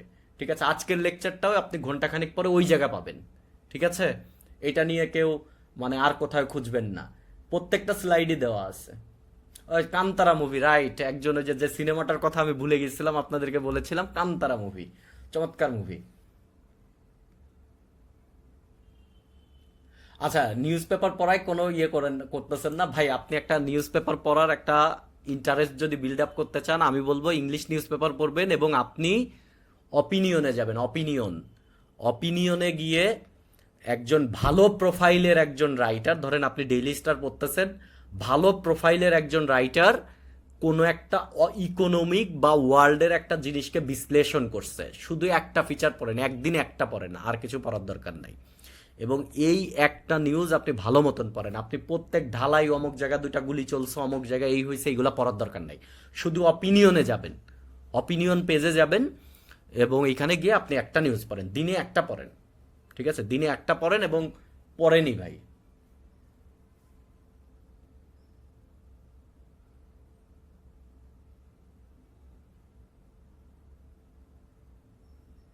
এই এই যে একটা জিনিসটা বলতেছেন যে দেশের সার্বভৌমত্ব নষ্ট টষ্ট হবে, ভাই এই এই দিন এখন চলে গেছে। চায়নাকে দেওয়া আর ইন্ডিয়াকে দেওয়ার মধ্যে পার্থক্য আছে ভাই, আপনি তো ইউরোপীয় ইউনিয়নের কনসেপ্টই জানেন না তাইলে।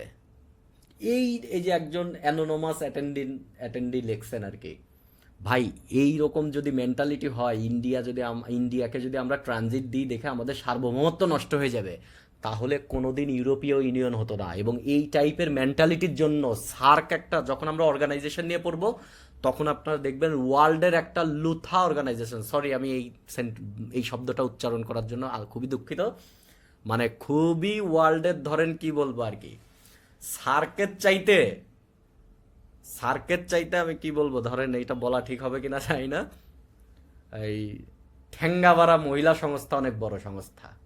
ঠিক আছে, সার্কের চাইতে, কেন জানেন, কিছুই বাস্তবায়ন করতে পারে নাই, মোটরযান চুক্তি পর্যন্ত 2014 সালে করে বাস্তবায়ন করতে পারে নাই। আজকে যদি ভারত, বাংলাদেশ, পাকিস্তান, আফগানিস্তান, নেপাল, ভুটান এই সব দেশে অবাধ যাতায়াত করা যেত, তাহলে এই অঞ্চলের ইকোনমি বিশাল বুস্ট আপ হতো ভাই। এইটা আপনারা আরো যখন বুঝবেন তখন বুঝবেন। ডাইজেস্টের ক্ষেত্রে আমি বলেছিলাম প্রিসেপ্টরসের ডাইজেস্ট আমি পড়েছি, আমার কাছে ভালো লেগেছে, আমার দৃষ্টিতে, আমার মতাদর্শে আমি প্রিসেপ্টরস পড়েছিলাম, আপনারা চাইলে পড়তে পারেন।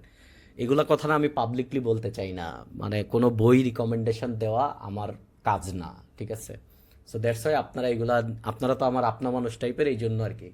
সো আপনারা এগুলা আসলে ভাই এই বই এটা দিছে, এটা মানুষকে বলবেন না, তাহলে খুব ভালো। একটা ক্লাস নিব তাদের জন্য, ক্লাসটা রেকর্ডেড হিসেবে আপনাদের দিব। আচ্ছা, আমি কালকে এটা করার ট্রাই করব, 2-1 দিনের মধ্যেই দিয়ে দেব। ঠিক আছে,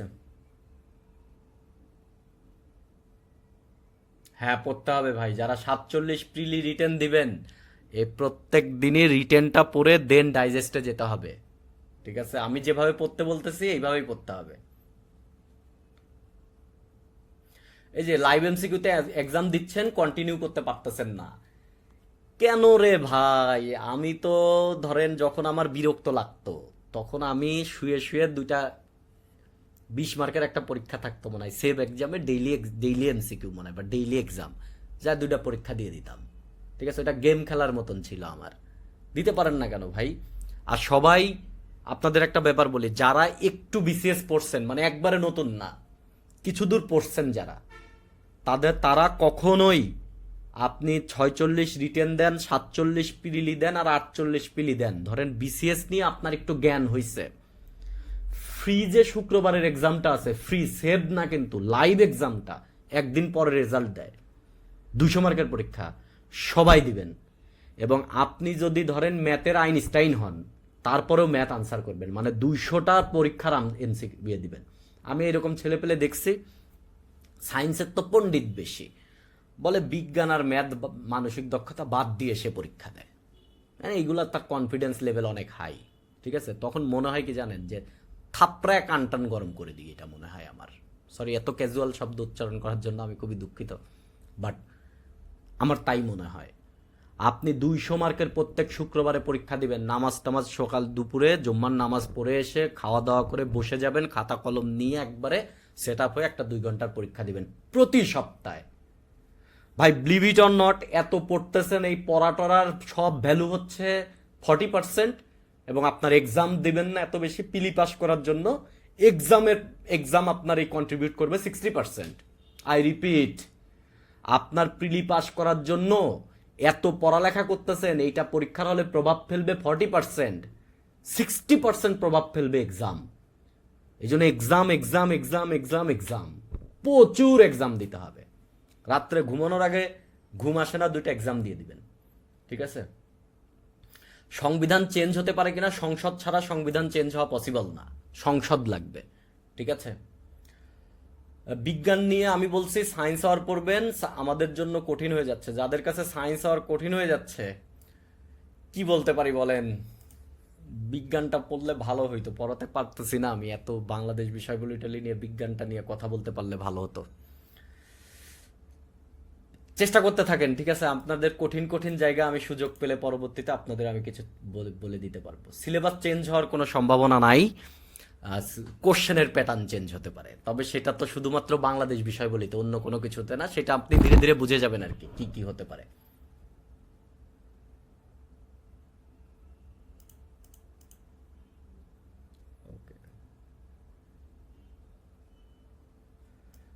ওকে, ইউরোপীয় ইউনিয়নের যেটা একজন লিখছেন, এটা আপনি আসলে আরো আলোচনা দরকার। আচ্ছা, অনেকেই কোশ্চেন করছেন। আহ,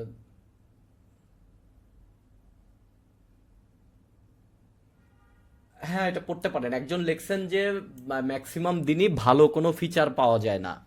ভালো কোনো ফিচার যদি না পাওয়া যায়, তাহলে আপনি অনলাইন থেকে ভূ রাজনীতি, অর্থনীতি, গ্লোবাল ক্রাইসিস ইত্যাদি নিয়ে পড়তে পারেন। তবে আপনি আগে দেখে নেবেন যেখানেই পড়েন, ধরেন আপনি দ্য ডিপ্লোমেটে পড়তে পারেন, আপনি প্রজেক্ট সিন্ডিকেটে সব নিউজ পড়া যায় না, কিছু কিছু নিউজ পড়া যায় যেটা ওপেন করে দেয়।